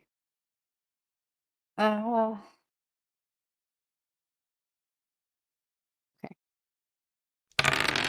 I got a 5, a partial success. Okay. Let's add 1 to the time till midnight clock and 1 to the red watch clock. Okay. But you flip the desk, the kid gets out unscathed. They look back at you, and does the kid see you as the monstrosity, or are I assume they would, yeah. Yeah, that's up to you. Oh, well, I don't want to frighten the children. Okay. So. The kid sees you and is excited, and as it's trying to get away from the red cap, it kicks it, and the red cap sort of goes spinning across the floor, and when it comes to a stop, it's looking right at you, and Note of that child, he's getting rewarded. I'm like, it good gets up, kind of on its forearms, because their arms are quite a bit longer than, or as long as their legs. It kind of gets up on its forearms and tries to look as big and menacing as it can, but it is actively scooting itself backward away from you. I'm going to do a big scream at it just to be scary. All right. You want to use command for that?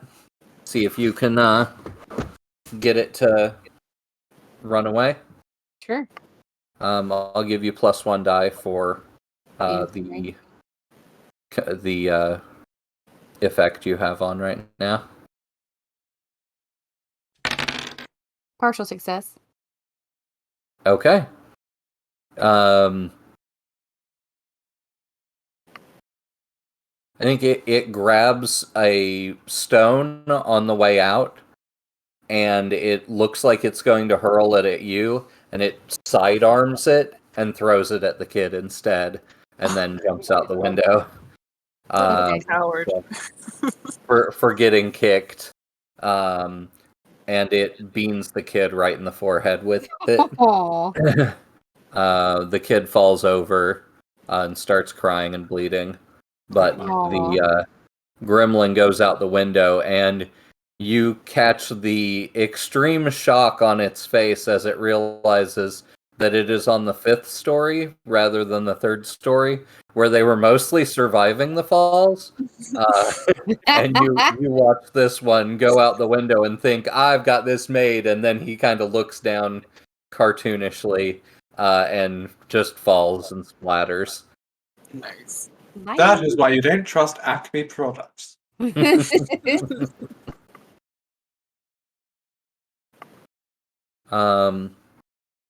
I will scoop the kid up and head towards the glass breaking sound. Okay. Seth, you have 2 kids with you, and they didn't have any guards. What do you want to do with them? So Hollis is on the 3rd floor, and so is Elise. Hollis is on 5th, and you are all kind of dispersed between the 4th and 5th floor, wherever. Okay, so I'm gonna say I'm in the stairwell between 4th and 5th, so I'll go up and I'll meet Hollis. Okay. That way we'll kind of regroup together. My goodness, leaving me to my own devices here. What floor are you on? I don't know where you are. I'm So- where the glass is breaking. But it's Still alright. don't know what floor that is. Um, Well, it's not on the one with me, so we're gonna go back down. so It's alright, Seth. I can handle it. You are being sneak attacked.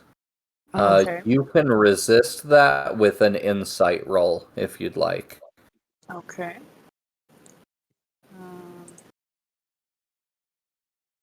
Just a heads up, I got the trauma haunted last time. I don't know if you want to incorporate that for like any PTSD kind of stuff. Yeah.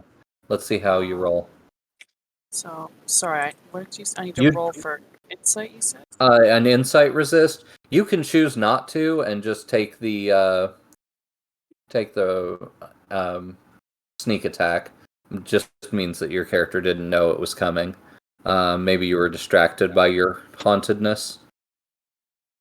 Yeah, you know what? Let's You're go like with that. feeling like you had finally done like a really good deed here, and you just didn't feel like you needed to be sort of looking out, because you look ahead and you see all the people, everything's coming together. Yeah, patted myself on the back a little too early. We'll do that. Yeah. I so like that you idea, like hear, kind of a result of my trauma. you hear the kid with the missing teeth scream in his weird gurgling blood-filled mouth scream, and you look back just in time to see the other kid, the one that was crying, that had their face covered, just immediately turns green and shrinks a little bit, and a dagger comes flying out, and they stab you in the back of the leg. Ooh, okay. Should I put that as like a 1 harm? It's stab? risky. Let's do a level 1 harm. What's that called? What's the back Achilles part of your tendon. thigh? Like calf slash, I guess? Like above that, your thigh or something? I think it's just thigh. Thigh. The Thigh rear. stab. I'll put that. And we'll add 1 to the minutes till midnight clock. What are we currently at for the red watch as well as the Red watch one is at 2 out of 8. and the time till midnight is at Are we at 5 now? 5. Yeah, that's what I was gonna say.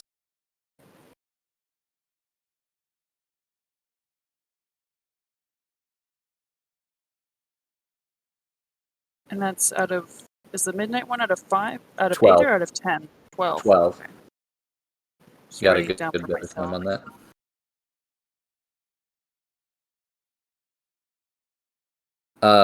So this one that stabbed you, Hollis, you kind of spotted that there was something up with it because you saw it looking at you, and it seemed to be reacting wrong. Like it was seeing your scary face, Scary face. and that's what made it decide, okay, if I'm gonna do this, I gotta do it now before they all get together. So yeah.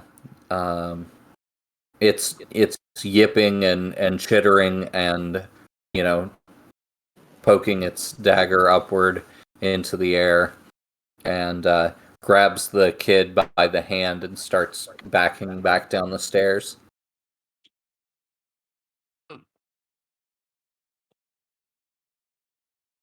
So that's it's nearest to you, Seth. I don't know if I'm still bird at this time. I'd assume I'm not. If I'm searching for children, I'm just gonna say I maybe leap down the stairs and see if I can either kick them or just like breach the ground in between to get closer to them. Okay. So maybe You I gonna don't do know. this in human form or? I'll do the human form. Shape of water form. My You're right. slimy, mucusy shape of water form. Okay. I guess that would be. It's not a surprise, so it's not a spring, but maybe just a brawl because it's trying to engage. I could definitely see spring because you are coming down some stairs and you are trying to get between them. I could see spring, finesse, or brawl really Okay. easily there. So whatever you feel most comfortable with. I'll do finesse then, because then I'll see if I can do just a flying drop kick. on the Okay. way down. Sounds good. Complete success! I clocked him in the Nice. face. Do you want to describe that? Zeph is now snapped back to reality after having their little delusion of grandeur, and they've glided down the stairs, gliding on the railing, and have managed to squish the creature between their foot and the wall. Nice. Yep. As cartoonishly as possible, I hope. Mm-hmm. Yep. Definitely let it out. Kia! Hiya! On the way down. You've I don't think you've ever been this close to a smushed fey creature before. So it's body, it just doesn't, none of the stuff that's inside of it seems right. It's not biological really. It's just stuff. It's like things. Just a bunch of abstract nonsense. Toy parts, Ooh. hay, fur. It just seems like you took a whole bunch of things that are supposed to look like a creature or like a biological creature and just smushed them together into a weird leathery bag. It's Green a walking leather green operation board. bag. But yeah, it stops moving after you smush it. And the kid grabs you by the arm and tries, it wants to know if it needs to follow you back upstairs or head down and out of the building. Well, considering it was dragging it down the stairs, and now I'm separate from everybody else, I want the kid to stay with me until we regroup. Sounds good. All right. So I have that in Seth's beliefs now for protect children and things shouldn't be in cages as two of their beliefs. I like that. All right. Well, then I suppose since I don't have any reinforcements, I'm going to have to handle this all by myself. Mm-hmm. But I do have a notion of what to do. Whisper crawls up along my body, up to the top of my head. And as I stare down, these wretched little red caps have clearly bitten off more than they can chew. I tell them, squarely to their face, that they have angered the spider once again. And Whisper drops down my face on a thread. As I tell them that they have two options. They jump out the window and make it quick. Or, and I pull out my cat of nine tails, whirling it around, we make it slow like a spider would. Okay. They both look sufficiently terrified. They're brandishing shards of glass from the window, but their arms kind of go a little limp, just at your speech, and then we can see what you roll. Yes, it might be tremendously awful. It's a critical success. Nice. Oh my gosh. I suppose it's apropos since I triggered their fears. Yeah. So what do you want as your bonus effect? You can narrate. I want them to land on some of their own people when they leap out. Ooh. Yeah. So the chunks of glass they're carrying end up becoming deadly to the red caps below them as they leap from the window, and they crush their own brethren. You can see out the window, and it looks like Quinn is doing a fair job at holding off the rest of the red caps from getting any of the kids you've sent down. That's good. I was worried about that. I was concerned as well. You can also hear from above you on the roof, there is the sounds of celebration in the red cap tongue.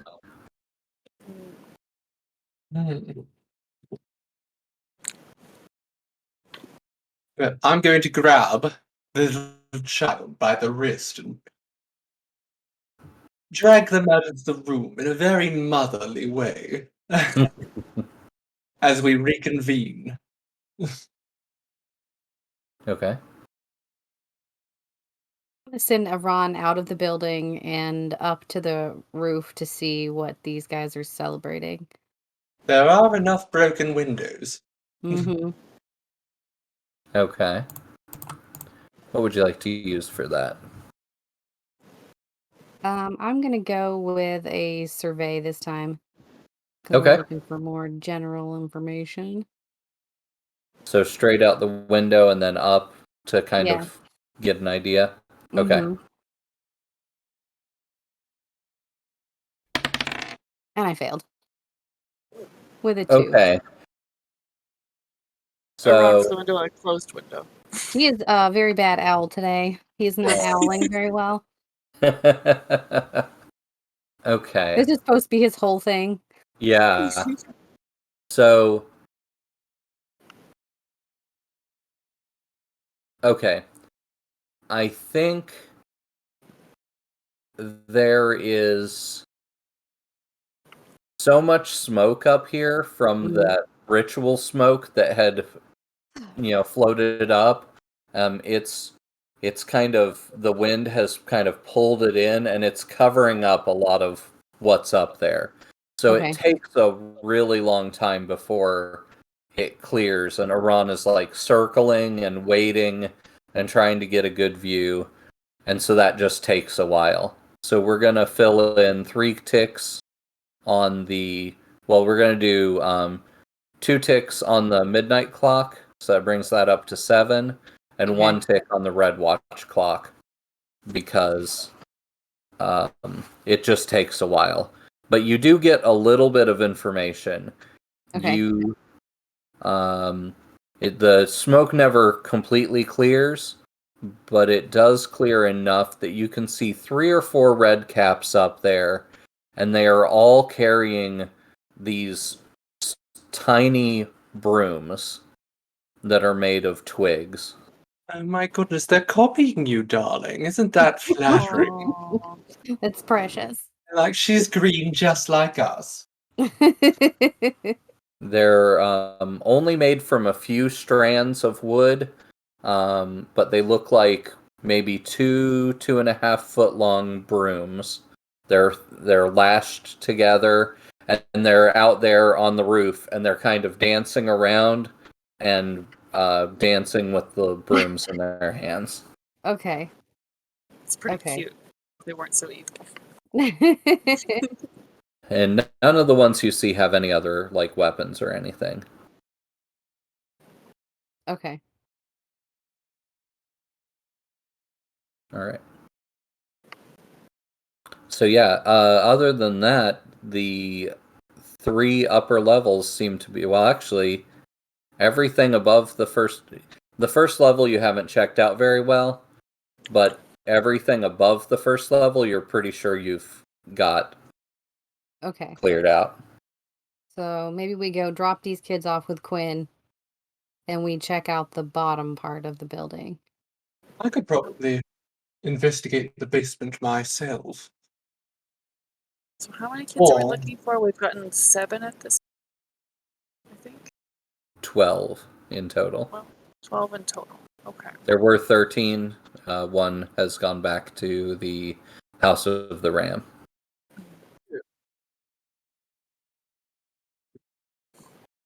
And how many have we rescued thus far? 7? 7. All right. So we have to hope that Actually, there's is it 6? the Because the basement. one turned out to Oh, be yeah. the goblin. That's true. Good point.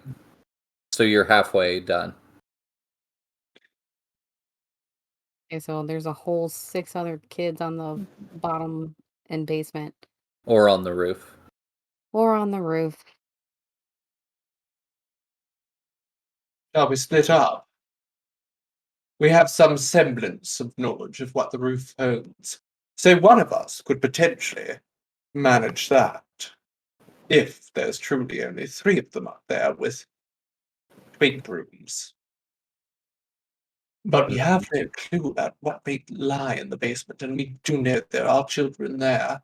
According to Quinn's report. Well, not report, I stole it out of her brain. But still, it's a It report. counts. If anything, it's more reliable. Right, well, I'll go up to the roof on the broom. And, Okay. Oh my goodness, you can be their new queen. All right. What do you want to use for that? Do you want to prowl through the smoke so you can use that as a way to hide yourself, or do you want to go so far up that you can just like survey them without getting their attention, or how do you want to go about that?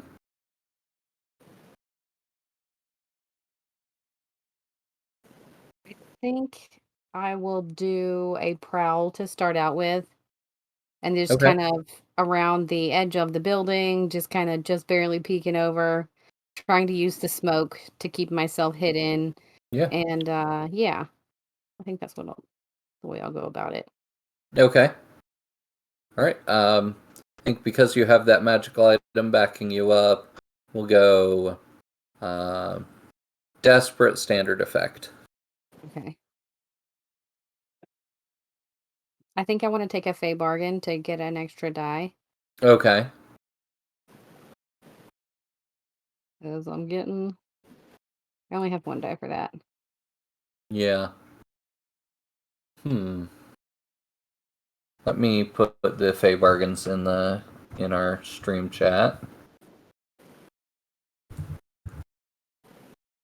Okay. So, can any of you think of something she could take? Collateral damage, unintended harm, lose an item, appear to betray a friend or loved one, offend or anger a faction, start Smoke inhalation. Smoke inhalation, yeah. Yeah, I could see that. That would make sense, that you are using the smoke for cover, and you end up sort of getting some evil pixie dust in your stomach. Okay. In your lungs, I mean. That Stomach. sounds good. In my lungs. I mean, who knows what the gob anatomy is? Stomach, lungs, you know. Maybe you have hay and Tinker Toys inside you as well. Who knows? I should have done that because I'm sure I'd get a +1 to resisting any smoke in my lungs with how much I've smoked.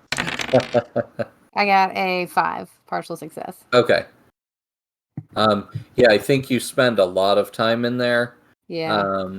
So yeah, that makes sense for the smoke inhalation, and let's do the 8th tick on the clock strikes 12. Okay. Oh, actually, wait. Make that the 8th and 9th. Okay. Well, what do I see? Okay. So you got a moderate, partial success. So yeah, you get 2 questions answered. Are there any children up on the roof?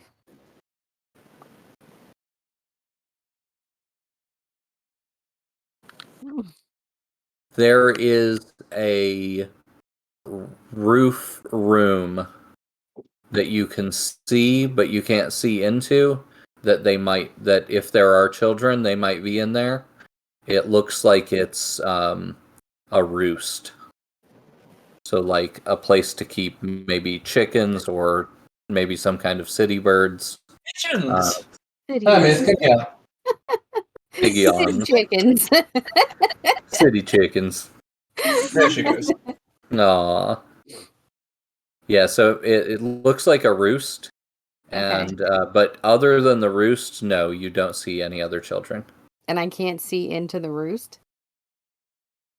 Through the smoke, no. Okay. Well, actually, if you use your second question, then yeah, I would. If that's the only place that children might be, that's what I'm going to focus my attention on. Okay. Then there are 2 children inside of the roost.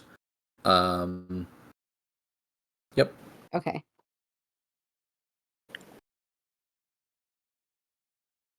But you're not sure how many red caps are up here on the roof.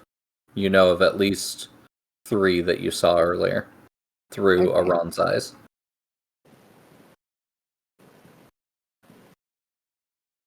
Okay.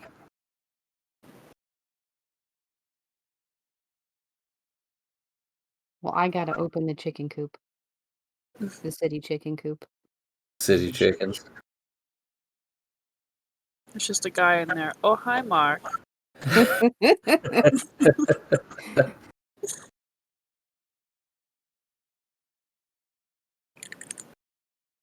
How do you want to go about that?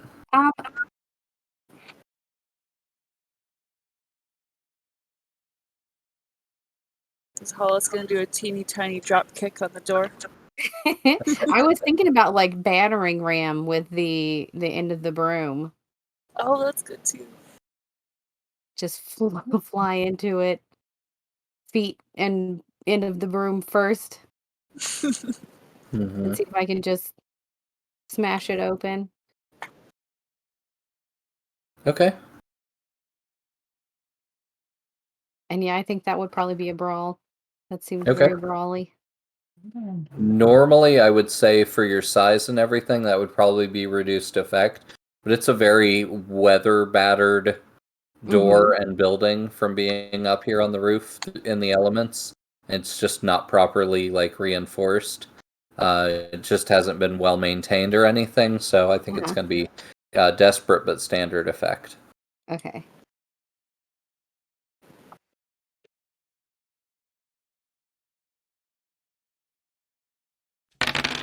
I failed. Okay. Seriously, So you gotta fix this dice bot. This is unacceptable. bring you some physical dice in there. I have some. I'm about ready to start using them. Okay. I think you hit the door pretty hard and it splinters and your foot gets stuck in the door. Okay. Oh no. So the broom kind of goes sideways out from under you.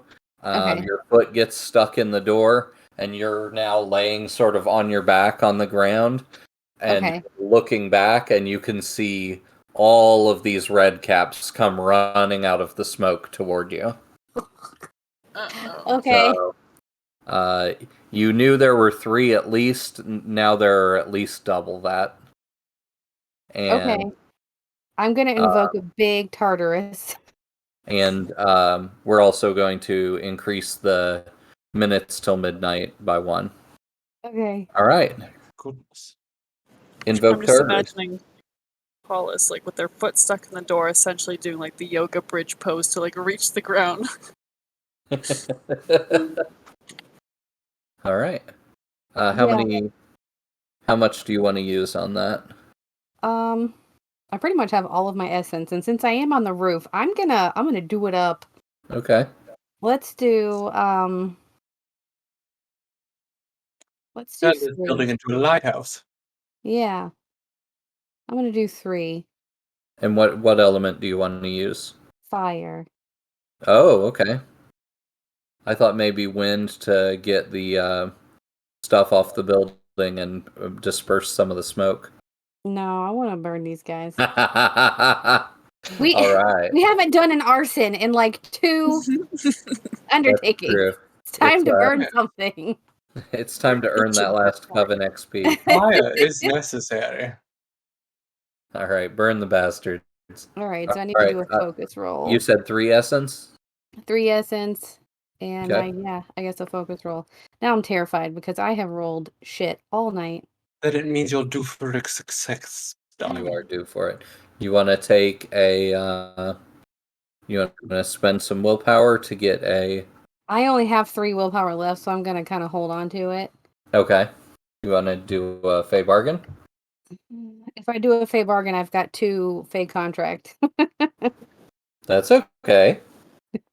That's going to come back to bite you soon. We haven't even handled the first one yet. It counts. It increases the level of that one. Okay, I'll take it.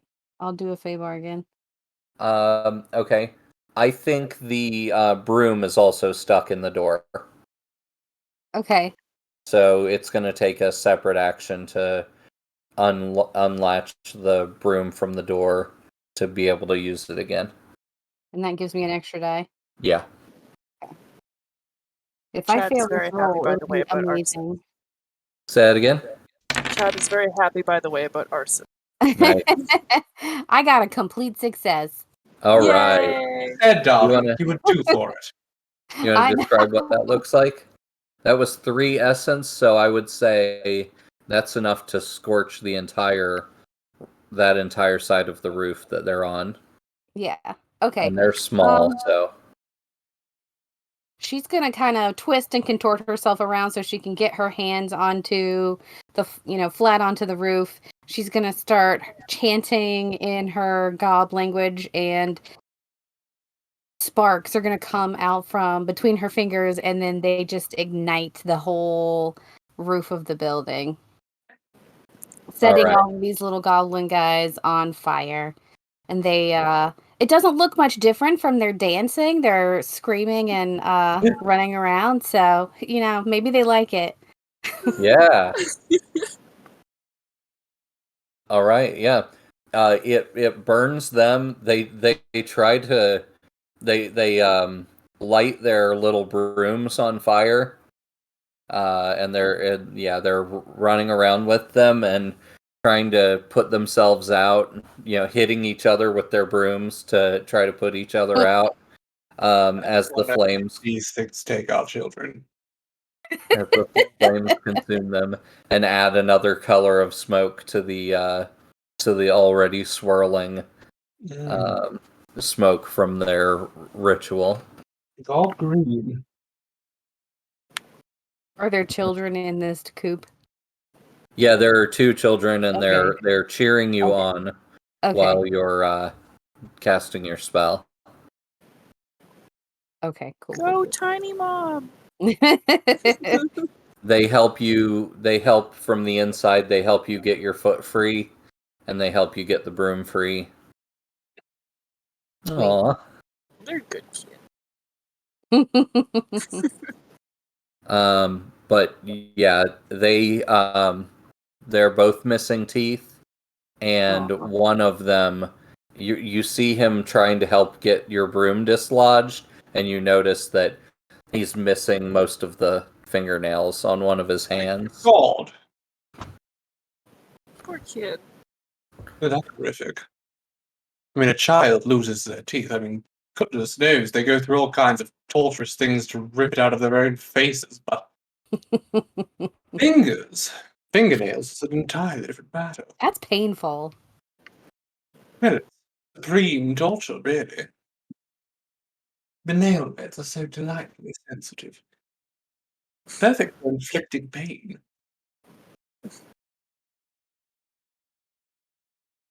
All right. I suppose I should head off into the basement. Yep.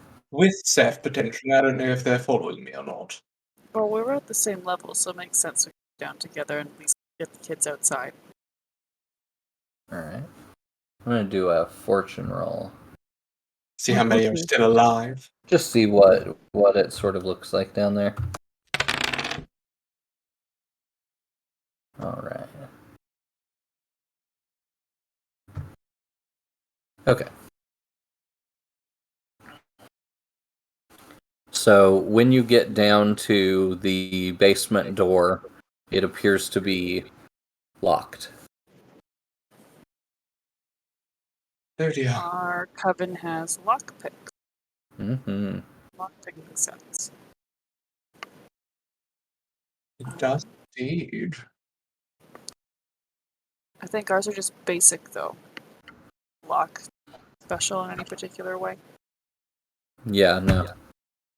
But they're tier 2 and you're tier 2, so that makes them solid. for Probably what good you're at gold doors. trying. What is your finesse elite for unlocking Ooh. these? Would it be finesse? Would it be study? Would it be focus? I suppose focus is just for magic. Generally. Right. Then I suppose finesse does make the most sense, in which case I am too. I'm 2 as well, so it's up to you whether you want to do it or yourself. Or you could do it as a group action, or you could just spend a willpower to assist. Or Okay. one of you is assisting the other. Let's do it as a group action, darling. Sounds fun. I shall guide us in picking this lock. Because if I guide, things go much more smoothly in my experience. So are we doing this like Ghost now? Ghost? Yes. Just like the whole vase scene, one's behind the other one, we're just unlocking the door together. I suppose we'll just take turns until it works.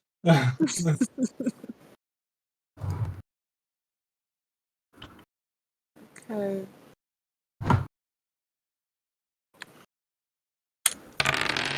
Partial success at a 5 for mine. Okay. And it's a partial success for mine as well. So I suppose Okay. there's probably no willpower spent, but an essence for using Master Planner. Oh, is that what you... Okay. I just assumed, usually when I take on the brunt of leading something, it's because I Yeah. have the advantage to leading it. Okay. So yeah, I think this just takes a significant amount of time to pick this lock, because maybe this building used to be something, like a bank or something. So this basement door was quite a bit harder than you expected, and it just takes you a significant amount of time. So let's increase the midnight clock by 2 and the red watch clock by 1. Where does that put us? That taps us out for midnight clock. And we have Oh no. 4 more remaining for red watch. Okay. But I don't know if we should have added anything because of Hollis's fire on the roof, if that would have been any additional stuff for red watch. No, because she rolled a complete success. That's true. So, okay, do you want to resist the effect of that clock filling? I don't Even want to see how loud you gasped. Yes. Up to you. It would be up to the two of you, since you were the ones that made the roll. I would like to resist. I would like to resist as well based on your reaction. Doesn't sound good. It's particularly bad for Hollis. Oh, well, then it doesn't matter. It's gonna happen. So Let it happen. let it happen? Hollis is curious about what's going to happen. That's true. All right. Hollis, you have just managed to free yourself and these 2 kids when you hear this intense growling sound, the same one that was described to you before as the weird furry growling sound from the psychometry earlier when you touched the wrapping paper and the bow. Okay. It seems like it's coming from a decent distance away, and then all of the sudden it gets extremely loud, and a massive black sleigh lands on top of the building right in the middle of the fire. Oh my god. You hear screaming coming from the sack on the back of a great horned beast. Oh my god, it's Krampus. And this goat-hooved, twisted horned beast leaps from the sleigh and goes straight for the children behind you. Oh, So we are going to take a quick break. We'll be right back.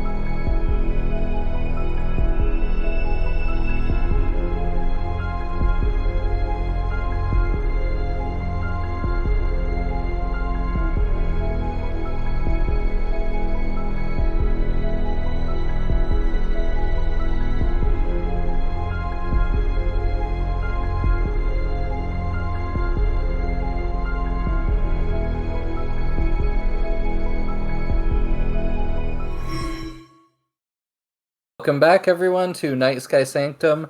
Session 14, Krampus has arrived. Minutes Only half the children are moderately safe.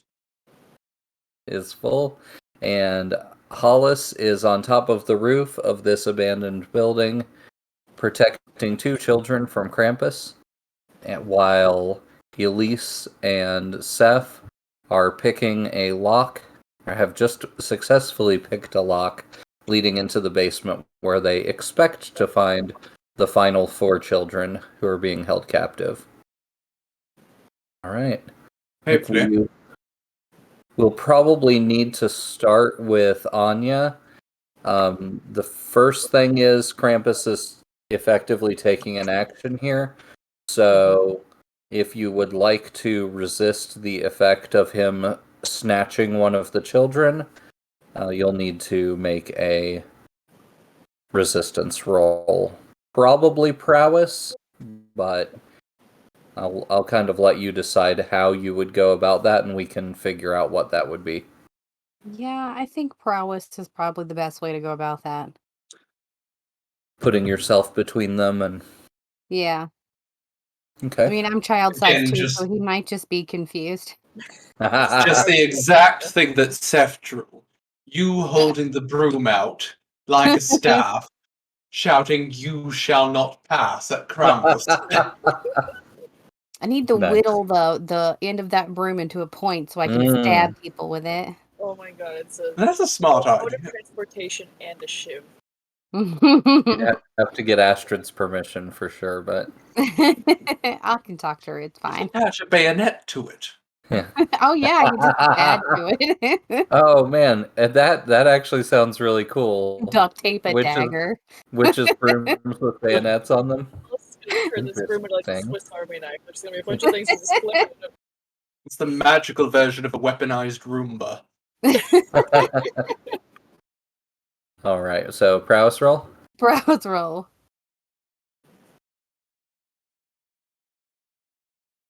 Ooh, fingers crossed. I can spend 1 willpower, and I got a 4. All right, so what does that look like? You are holding Krampus at bay from getting one of the children. I do. I use the broom as like a staff, and I just like keep whacking his hands so that he can't grab the children. Shoot. It's like smacking a child's hand as they take cookies. Like, no. Yeah, like no, you can't have this one. Okay. He leans down toward you, and breathes hot, smoky breath into your face, and speaks in perfect English. Leave the children.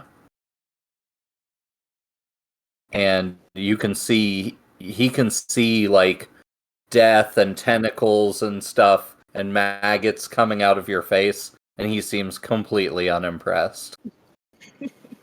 I lean right back in, and I'm just like, no.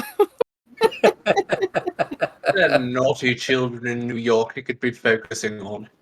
Surely there's some kind of sovereign Morningstar youth program full of children. Okay. Let's see.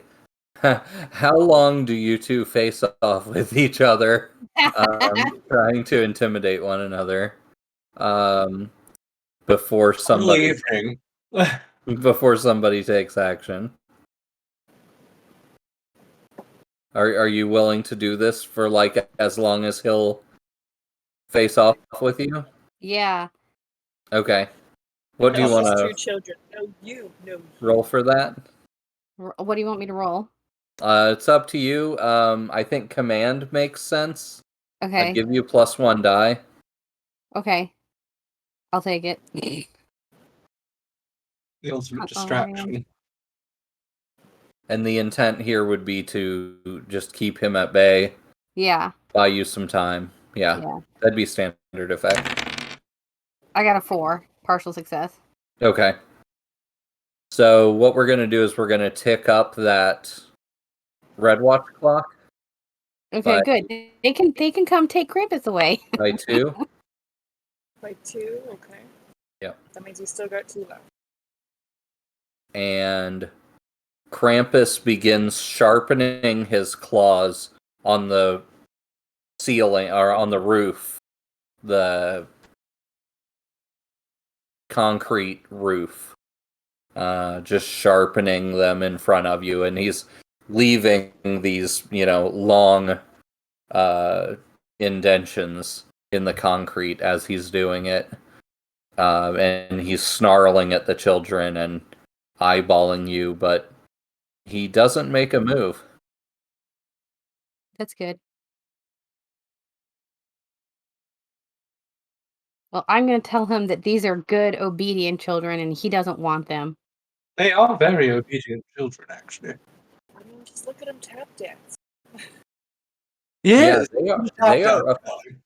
they are officially experts. So let's roll a fortune roll for them. We'll do 3 dice fortune roll. Oh my god. Anya, do you want to roll that? Sure. If they get a 6, they are all good. These 2 are good kids. And it's F at the end? Yeah. My goodness. Ha ha ha! I got a 6. Okay. Oh my goodness. They're good kids. At least your tap dance training saved them. Yeah. They suffered for a reason. He snarls, and you hear the kids from his barrel screaming, and he looks back at them, and then eyeballs the 2 kids that you have again, and shakes his head, and then takes 2 steps back from you, and then barrels down the stairwell away from you to go find other children. Oh my goodness. You better hurry up and get into the basement. No, we don't even know that that's happening, darling. You do all have telepathic connections, so if Anya wants to, or if Hollis is sharing the information. Yeah. 100%. I am screaming that Krampus is coming down the chimney.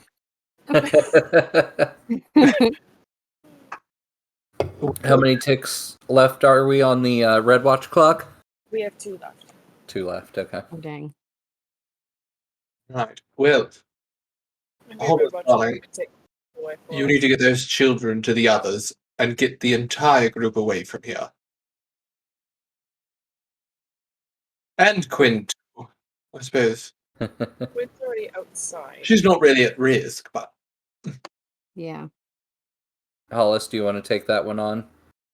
Yeah, I'll You- just throw these kids on the back of my broom and go down the side of the building and meet Quinn and the other group of kids and try to get them away from the building. Or Okay. instruct Quinn on getting them away from the building. The fact that Elise and I are in the basement now, does that mean we've sent the 6 kids that we brought down outside? They're all outside, yeah. Okay. I'm going to say that that's not going to require a roll or anything, but it is going to take you some time. Yeah. So we're going to fill in the last 2 ticks of the Red Watch clock. So you hear the sound, the puttering, laser-like sound of a Red Watch hovercraft skim over the roof, and the fire and the smoke, and you see, well, actually, you all aren't up there. Maybe Iran is seeing this from a distance. Iran sees as the cockpit of the hovercraft opens, and you see a person wearing armor head to toe with a gem in the place of their right eye poke his head out from the hovercraft and waft the smoke toward himself. Then they land in the smoldering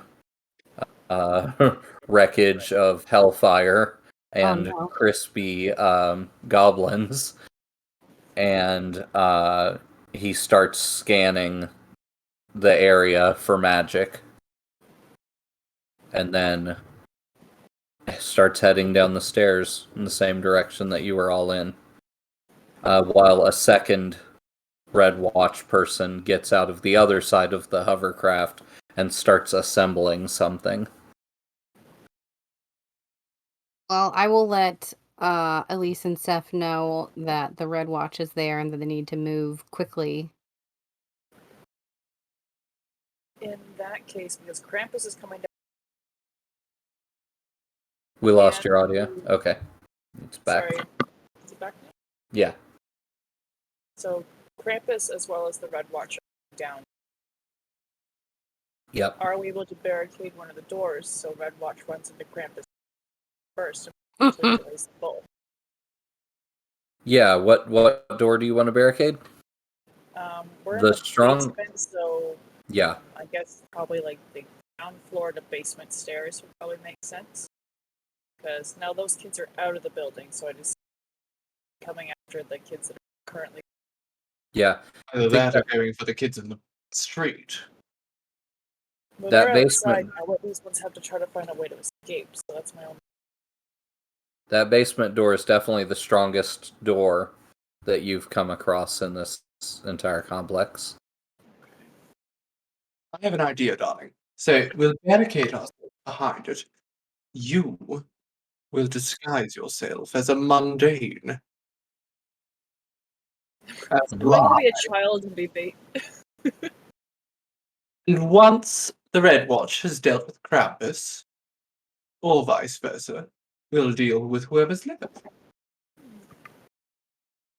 They won't attack two humans trapped in a basement by some horrific fae. They definitely won't be able to. Nobody's used wild magic, so they definitely won't be able to sense any wild magic on you. Okay.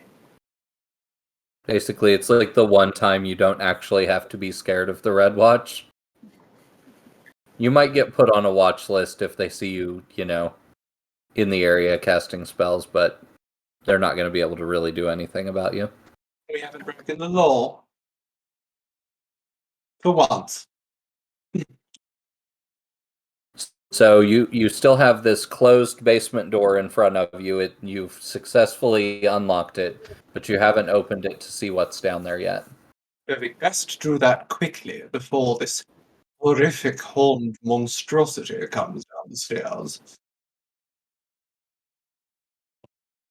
Keep bringing it up. Seth is reckless. Seth's going in first. Okay. Seth is going to need to make a insight check as a resist, because there is a trap immediately inside the door. Okay, so just exclamation. Right, number.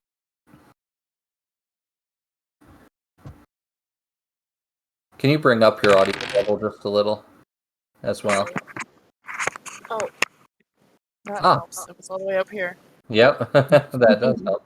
What did you get? Herder, I got a success. Spend no willpower. A 6. Okay. Maybe this is your shape-shifting that's taking hold here. So you step down onto the top step of the basement, and immediately you step into some slimy, thick, viscous, and slippery liquid. But maybe you shape-shift gecko feet really quickly. I do have enigmatic form, so that makes sense for my character. Gotcha. Yeah, and you were able to find a form that just stops you from sliding down the stairs. You are standing in blood, though. That's great. Better than falling down the stairs. You look up, and it's like they've definitely these Fae have definitely watched Home Alone, because you see there are some traps set up. But because you didn't slip down the first step, they haven't deployed any of the additional traps. So you're safe. Nice. You also see on the third step there's a tripwire, and you're able to avoid all of those things. Okay.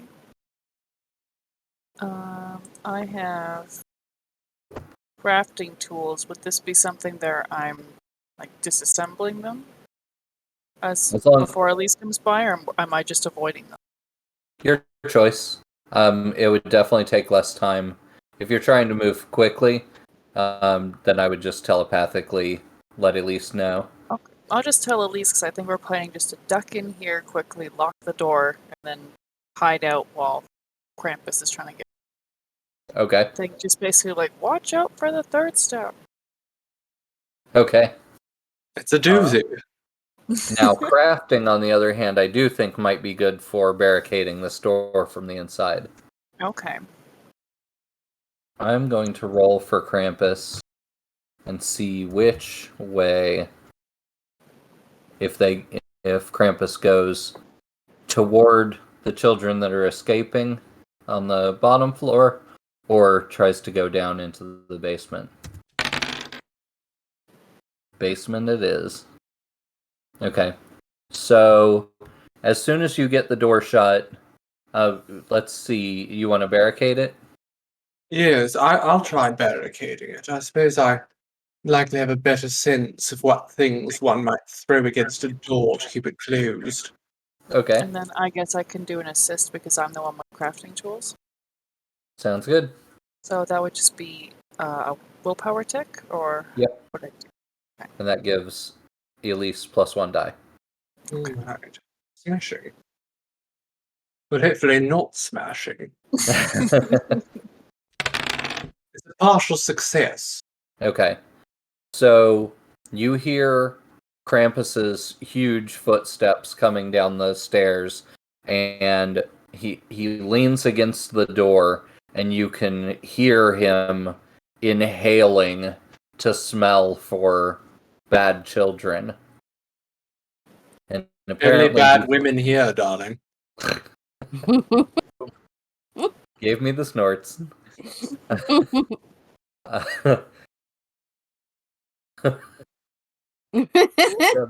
don't know why that tickled me so much. Okay. So he sniffs around and apparently decides that whatever's down here in this basement is what he wants to go for. So let's see how well your barricade holds. If you want to make that roll. Oh, you already did make that roll. You rolled partial success? Okay. So I assumed it was a matter of making it prior to what we're holding. Mm-hmm. yeah, so you're basically his action would be something separate from our success at barricading. Yeah. So he's trying to get in at the same time that you're trying to build it up. Luckily, the door's pretty strong. So I'm going to say that effectively is a complete success as far as keeping the door closed and stopping him from breaking it down. However, there is a complication. And that would be that all this commotion has got the attention of the red caps below, and they are now preparing an onslaught against the two of you. But that's great because we didn't set up any of their traps. So maybe they'll hit all their traps on the way back up. Basement. All right.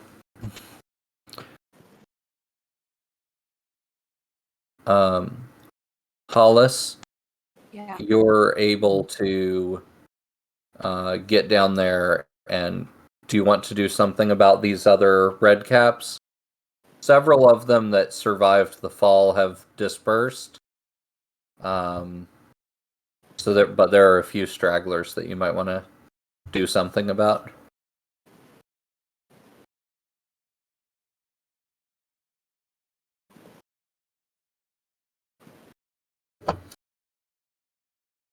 I think I'm just gonna go with some good old-fashioned brute force. Okay. And yeah, I kind of liked using the broom as a weapon, so I think I'm just gonna, swing away and baseball bat style whack these guys. Okay. So you're gonna clean up the streets? I'm gonna be a street sweeper. All right. We're really going to have to train you in horrible cackling laughs, darling, because you are this close to being quintessential. Yeah, I'm gonna say, because you still have your, what's that ability called? Fearsome moments. Fearsome Moments on, and these creatures have already sort of been cowed into submission enough that you're able to drive the rest of them away. Okay, good. And I assume getting the rest of the kids to a safe distance? Yeah. Whatever distance is safe from Krampus. No distance. Okay, so that is what you're going to have to deal with because Krampus was unable to get down into the basement, so now he is going after you and the rest of the kids. Okay. So you see him turn the corner, and you see him, he's about 40 to 50 feet away, coming out through the main entrance of this building and heading toward you, Quinn, and 8 of the kids? Yeah. Is the Red So- Watch just really slow behind him? Yeah. Do the I think Red I Watch have vague sensitivity to magic, even if it's not necessarily against the rules? They're aware of it, thanks to the gem that replaces their right eye, but I wouldn't say sensitive to, as in they're not. Yeah, they're mundanes as far as everything else goes. Right. Still So able I to have use an idea Yeah. to Just kind of remind kill me. 2 birds with 1 stone. And I was thinking maybe I Hermes, use close your ears. some wild magic Ooh. to transform myself into Grila and lay claim to these children myself as the Christmas witch, Mm-hmm. who also claims children. I've already claimed these children. Krampus can't have them. So it'll Okay. be a big, scary Grila. And then at the same time, the Red Watch will be distracted by the fact that wild magic has just been deployed so close in their vicinity. Mhm. And then the 2 of you guys can get out with the rest of the kids. And we all just meet up back at home and do Drawing Down the Moon as quickly as possible. Darling, we have to have a proper Yule dinner. Okay. That's why So we're which hunting for part the of children. that do we want to do first? I guess the Grila transformation. Okay. No, we should do the heading back home for dinner first. Oh, yeah. We'll do everything else as a flashback. Okay. Wild magic, that would be 2 dice roll. 2 Okay. dice fortune roll.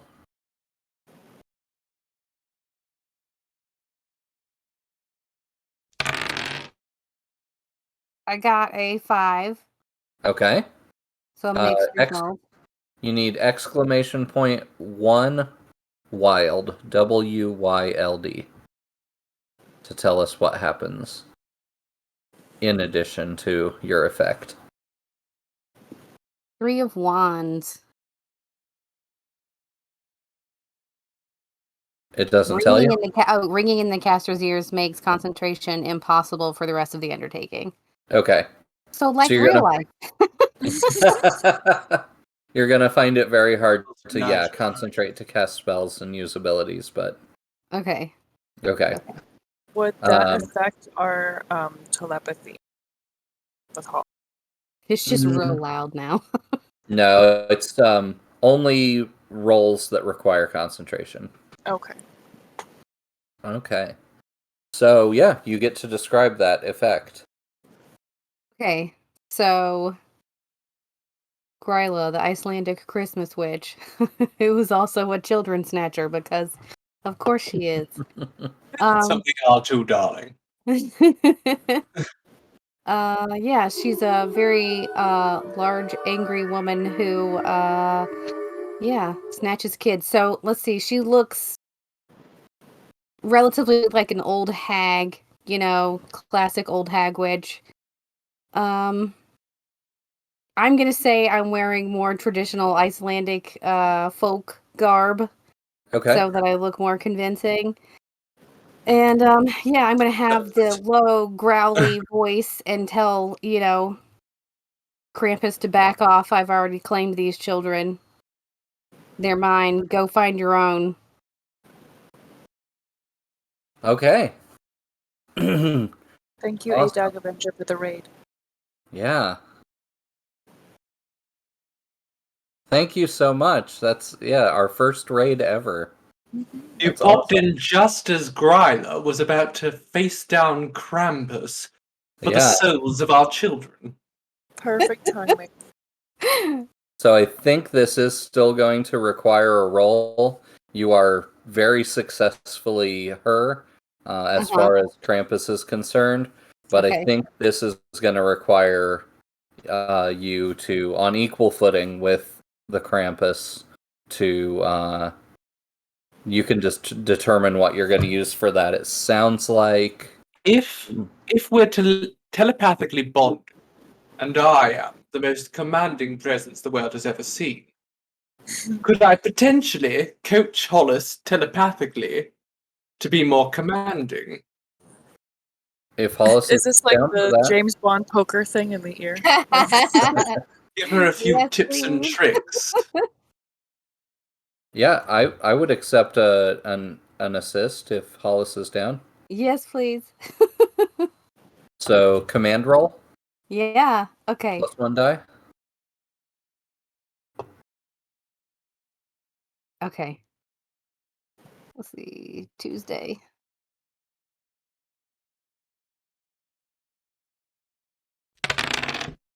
It's a 5. Sure. Okay. So the two of you face off against each other. You're a good 1.5 feet taller than Krampus, but it could be because he's hunched over and he doesn't have his barrel on his back right now. But he's hunched forward and growling at you, and you're facing off. And I think the complication is that something is falling from the roof 5 stories up, and it is going to get between the two of you. Oh, So, do you want to move Krampus out of the way, or move yourself, or what? I mean, I'm definitely gonna move. I don't want to get landed on by whatever is falling off of the roof. All right, His own sleigh just completely crushes him.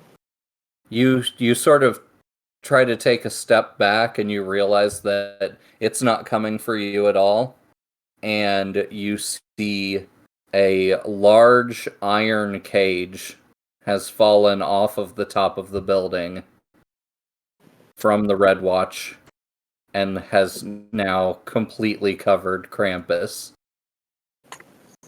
Okay.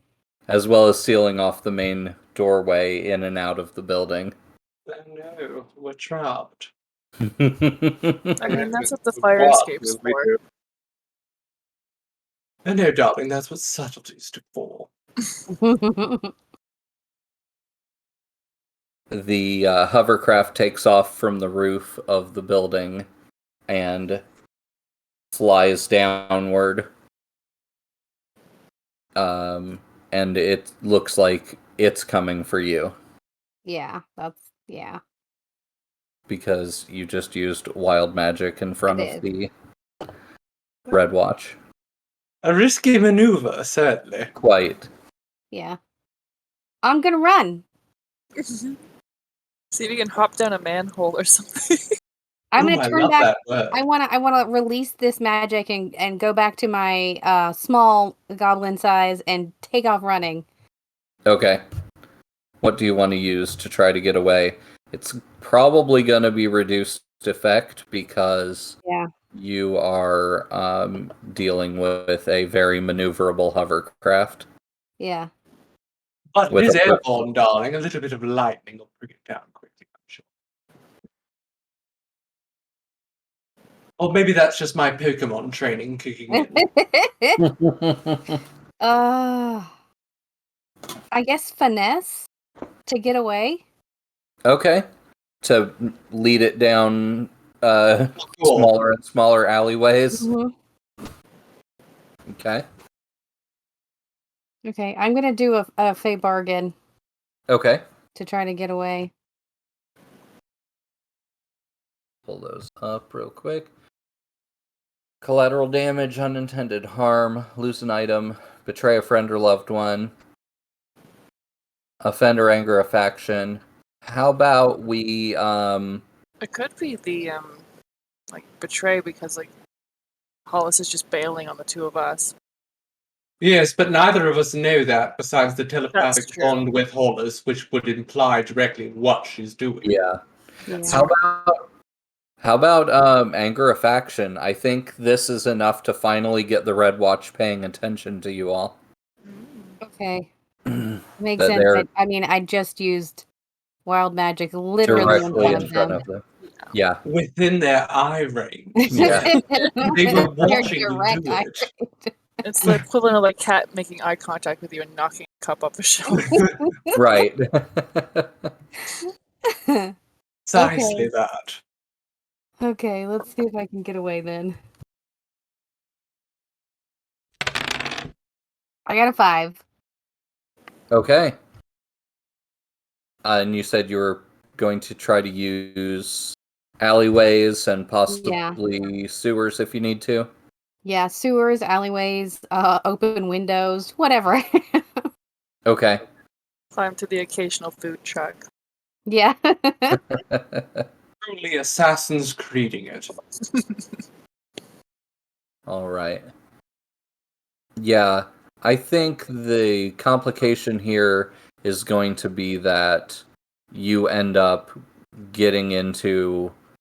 sort of getting lost in the sewers a bit. Okay.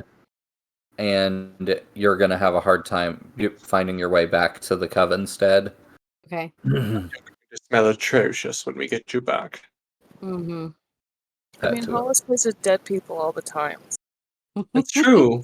She Dead always people smells are very atrocious. different smells. All right. You've got to spritz I spritz every single one of you with perfume while you're sleeping so that you're tolerable. Right, you hear that whine of the hovercraft motor, and you can hear metal linking up with metal and growling coming from above the ground, but you're not exactly sure what's going on up there as the red caps in the basement are starting to create this like semicircular wall at the bottom of the stairway, trying to present a solid force. Excuse me. They're most embarrassing. And you see that the front line of those red caps. They're not part of the Red Watch. That would be funny. Red. The Red Watch is red caps. Oh, actually, that's kind of scary. If they were smart enough. Thank you so much for the follow, Adag Avenger, and thank you for the raid. And we would love to hear from you again. We'll check out your channel after this. Have a great night. It's a smashing evening. And a joyous Yule to you, darling. Yeah. So the front line red caps are readying their blow darts. Oh. What do you do? So that's Elise and myself in the basement, correct? Yeah. Which means it's you, darling. Yes, I'm closer. I'm just Lisa's a pretty already face drinking. here for non-combat engagements. Putting shoes on. Just wondering, because there's all their traps that you were saying that are already set in the stairwell going down. So I'm wondering if there's a way I can perhaps trigger any of them. Well, we know that Hollis has led the Red Watch away and that Krampus is in a cage because we are telepathically bonded, assuming Hollis has shared that information with us. Oh yeah, absolutely. How difficult would it be for us to just retreat out the door? Well, there's still kids down here. Yes, but these redcaps are simpletons. Surely they'll follow us up their own trapped staircase.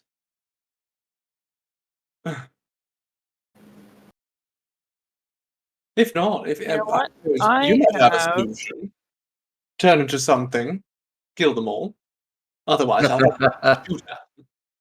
I'm wondering if my adder or hagstones are potentially used for protection of them. That we got from the museum.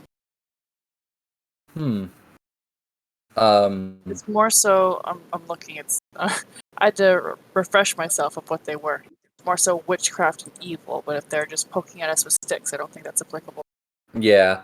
Um, You could spend a fey fruit or a downtime action from your future self to craft a charm and have a charm that's ready for, that you could use for this. But, shape-shifting is a pretty awesome power in its own way as well. So I think, because I'm at the top of the stairs, I will shapeshift and use dire form once again and attempt to be a giant roly-poly and just Indiana Jones roll my way down the stairs. Nice. Okay, so red cap bowling. So since I'm just crashing into them, I think that's probably like a brawl roll. Yeah, that sounds good. Hermes didn't like me whistling the Indiana Jones theme. And because I have available space, I will do 2 willpower to make this go a little bit better. So I want this to do well. Complete success! Okay. Dun-dun-dun. We're gonna go increased effect so that effectively makes it a critical. So the blow darts bounce off of your roly-poly shell, and you come barreling down and either crush, kill, or run off nearly all of them in a single fell swoop. Nice tail. She really makes a better door than a window. All right. There are a couple that are still alive, but they're in disarray. And Now we stabbed them. yeah, so I think the two of you, or Elise comes down the stairs, just stabbing away at the remaining red cap. No survivors. No survivors. Sorry. And you find down here 4 red barrels full of children. Full of exactly 4 children. Are they intact children? The way you're phrasing it, I'm kind of concerned. There are 4 complete children, 1 barrel each. They're alive. Okay. Oh, I thought we were That's what I was hoping for there. I thought you were going to say complete children in separate pieces. Like getting worried. Actually, I do need to roll to see what condition they're in, but Or They for might not be children, some complete. assembly required. some assembly At required. the very least, some of them are missing their teeth. Yeah, so you have more missing teeth, more missing fingernails. Those all grow back. Yeah. You do see that there is one child that they have determined was definitely naughty. But you're not sure why this child has been specifically sequestered away. So it might be something to look into later. Do we have a name for this child? This one's my new favorite. Riley. Riley. Oh, is that the one with blue hair? Sounds good.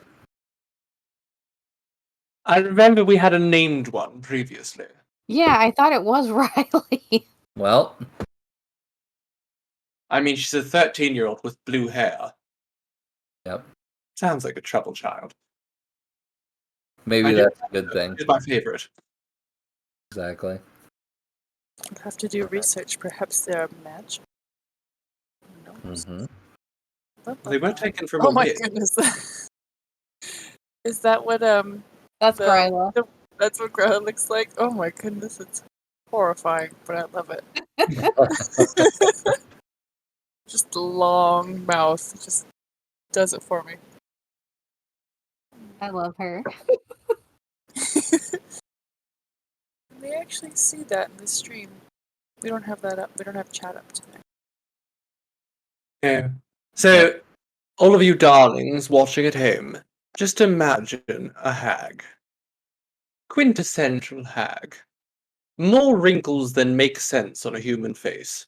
And that is Grila. Extremely wide set eyes as well. And a mouth that goes basically ear to ear.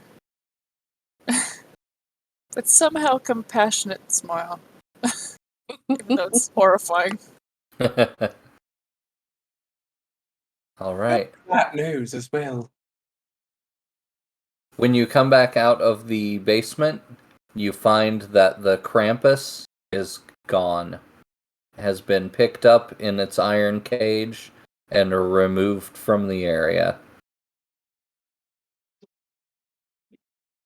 Well, the Red Watch did a good job. For once. Are the children still here? The ones that weren't. Oh, yeah, I guess they Did went they running run off off with Hollis, and then Hollis had to leave them behind to go into the... Or I did they guess run off with Quinn? Yeah, Hollis- Quinn. Did Hollis go one way and Quinn and the kids go the other way? That's up to Yeah. Hollis. Okay. I didn't want to drag them into my Into the sewer. yeah. Your Sure, they'd shenanigans. follow the. Fleeing from the Red Watch. That's just not a good place for children to be. Yeah, good point. Well, neither is as a sacrifice to Krampus. Yeah. Right. It's a step above.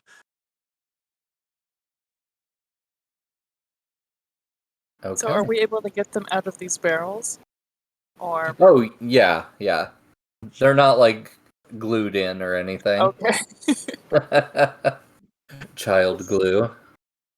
It's funny that you picked barrels because one of Saint Nicholas's miracles, because saints have to have a number of miracles before they're saints, was that he went to a town where a bad person was decided that he was going to pickle children to sell their meat in as food.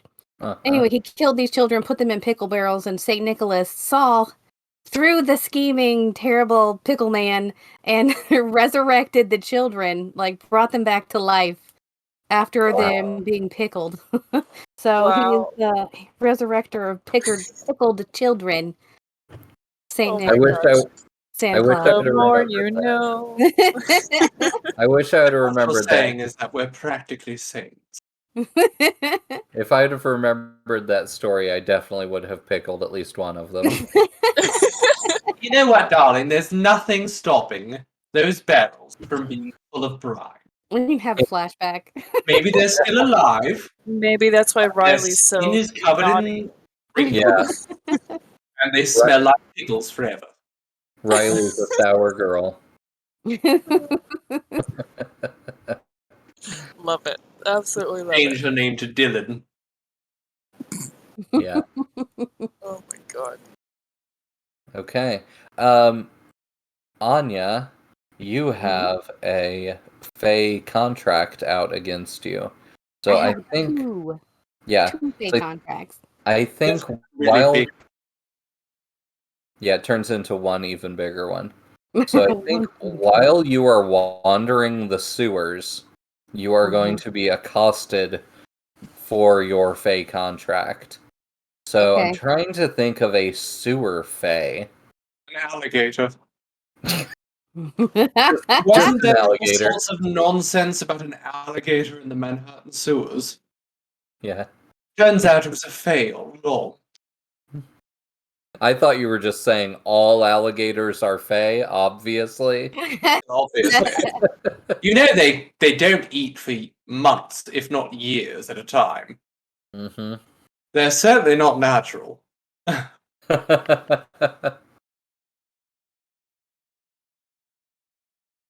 Hmm. We're rats. Ooh, We're turtles, 4 of them in masks. satiate them with pizza. That's your fake contract quest. You have to bring them pizza. Bring us pizza. Bunga. You're a delivery person, right? I know a guy.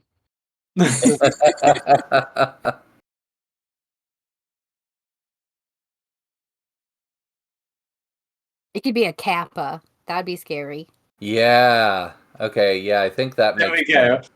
Still slightly turtlish. Yeah, it Turtle. is. It is. I'm gonna have to Google what that is. So, well, here I'm gonna Japanese turtle. kind of Oh, okay. describe one for you as we're.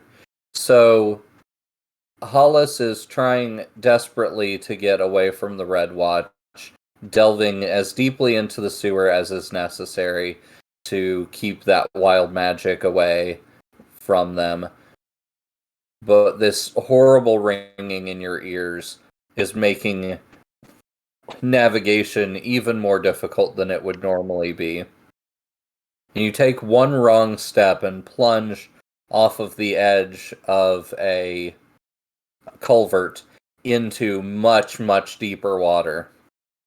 Oops. As you try to scramble up and swim back up to the surface, something grabs a hold of your leg and starts pulling you down, and you let the last bit of air out of your lungs as the world goes black around you as you're dragged into the depths. Well, my goodness, you did promise dark, darling. I was wondering when it was going to get there. When you come to, you are sitting in a dry, relatively dry for a sewer, chamber of a sewer, and you see this mottled green being sitting in the corner. You're just sitting like you're laying on a slab, and it's sitting in the corner with its head down slightly, and you can see a large indention in the top of its head that has water pooled in the indention, and it tilts its head up and looks at you and smiles way too wide. And when you look down at your body, you're worried to find that it might have eaten some of you. But it tells you that it smells the stink of Fae on you. The Fae of the forest. Okay. Sorry. Goes to the Fae of the sewers. The most prestigious kind.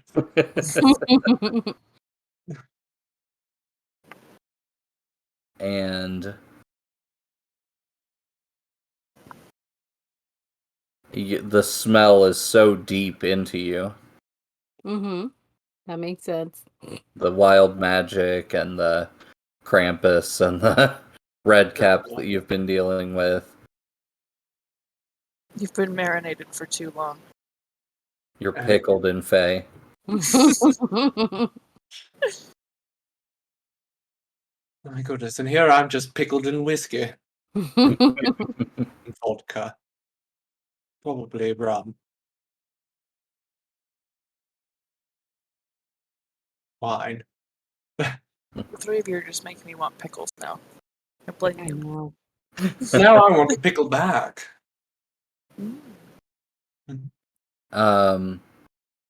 He tells you that he wants to take your contract from you. He wants to help you. But you'll Okay. have to do something for him in return. Okay. Since you seem to have an in with the Fae of the Forest, he could use that to his advantage. But first, you need to be protected from those nasty red-eyed creatures. And he cups some of the water from his head and hands it to you. Drink this, and you'll be preserved. Oh, damn it. I didn't mean... You're gonna pickle my insides. Okay. Drink the scalp juice. The scalp is delicious.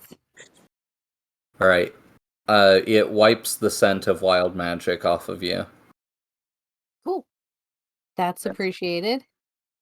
He tells you he'll help you out of the sewers to find wherever you need to go.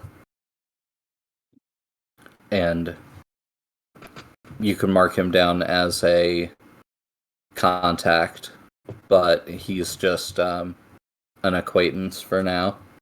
We'll work out what Cappy the Kappa. what he calls himself later. Oh, he's not telling me his name, just... I'm not telling you his name because I don't know it, but Okay. Just put him down as Stinky. Stinky the Kappa. Michelangelo.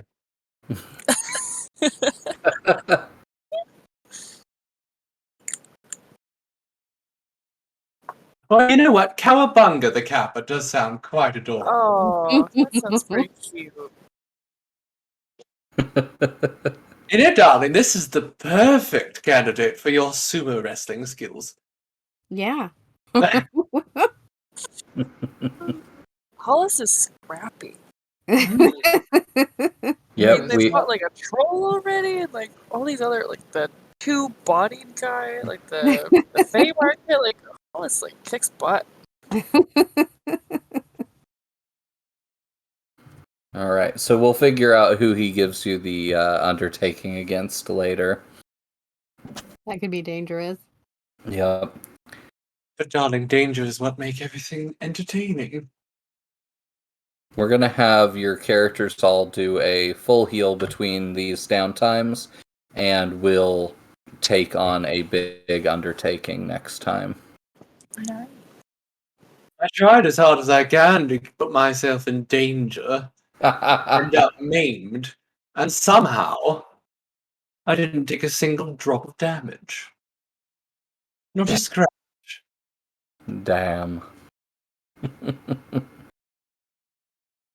We had too many clocks to fill. Oh my gosh, so many clocks. So many clocks. So Thank you, Lilith, for handling all those clocks. no problem. So someone in the chat's like, good soup for Yeah, the scalp juice. Yeah, I as soon as I saw that, I was like, how did we not? How did we not do that? Soup for my coven. Mhm. So, yep. We'll take 2 downtime actions next time, and then you guys will be ready to take on a big undertaking. Would each of you like to give an idea of the kind of undertaking you'd be interested in doing? So maybe we could do a vote or a poll or something on our Discord. Well, we finished up the research for my prison break one, so I'd be intrigued at trying that. Yeah. Yep. I have some Prison really good break, ideas zoo for break. that. And we'd also likely be finished up and ready to talk to the Scarlet Incantation by that point as well.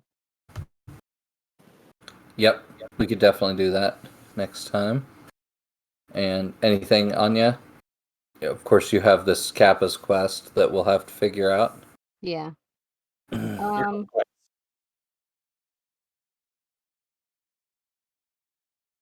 It's always If a we good have Zell and time. Josh next time, we could do the I don't remember the name. Sorry, the church with the Satan. Yeah, that's what I was thinking, going after Trinity. Yeah, the assassination of Trinity. Yep. You Yeah. make it sound so poetic, darling. All right, awesome. Yeah, those all sound good.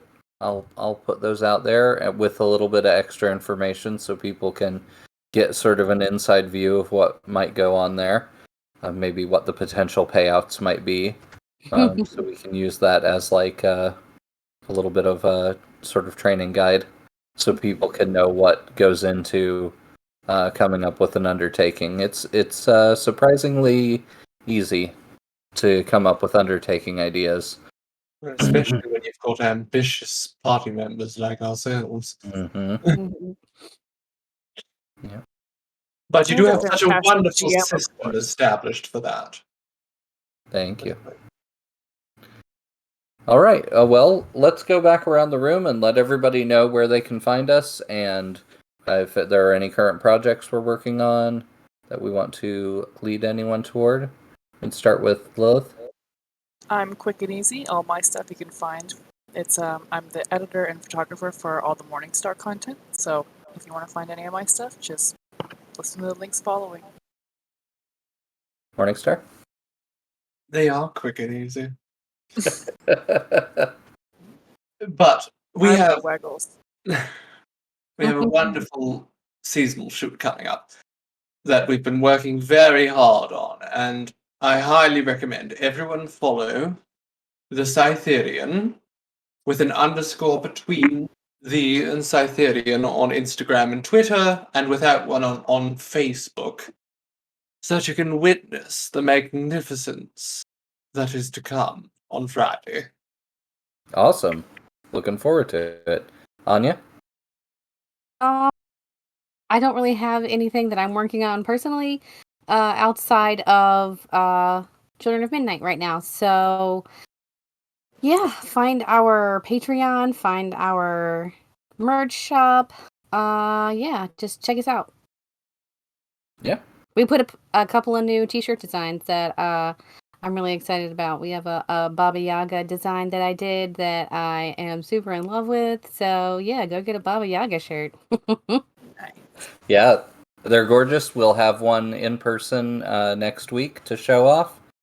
And yeah, we have our first tarot card of Ezra, Ooh. my Argent Storm character, as the magician. So mac and cheese. And that is available as a pint glass. So it looks Oh, really that's cool. It's got the front of the card on one side and the back of the card on the other side of the glass. nice. Sounds So, magnificent. yeah. And where So can they find all these? What you are can the find links? those at shop.balsamicgames.com. We actually have it set up through so many different websites. So shop.balsamicgames, shop.balsamicmoongames. But it's a Teespring shop, so it's real easy to find. But yeah, thank you all so much for being here. It's a super fun solstice special, and next week we'll see if we have any guest stars. Next week will be 2 days before Christmas, but as far as I'm aware, we are going to be playing. So, but watch our social media just in case. It is the holidays; things can go crazy very, very quickly. But yeah. So thank you so much to all the new people who joined us today and followed us over this last week leading up to the special. We're really excited to have you all here, and we will see you next week. Happy Yule! Happy Yule, darlings. Happy Yule. Thanks for joining us for the chaos. Bye.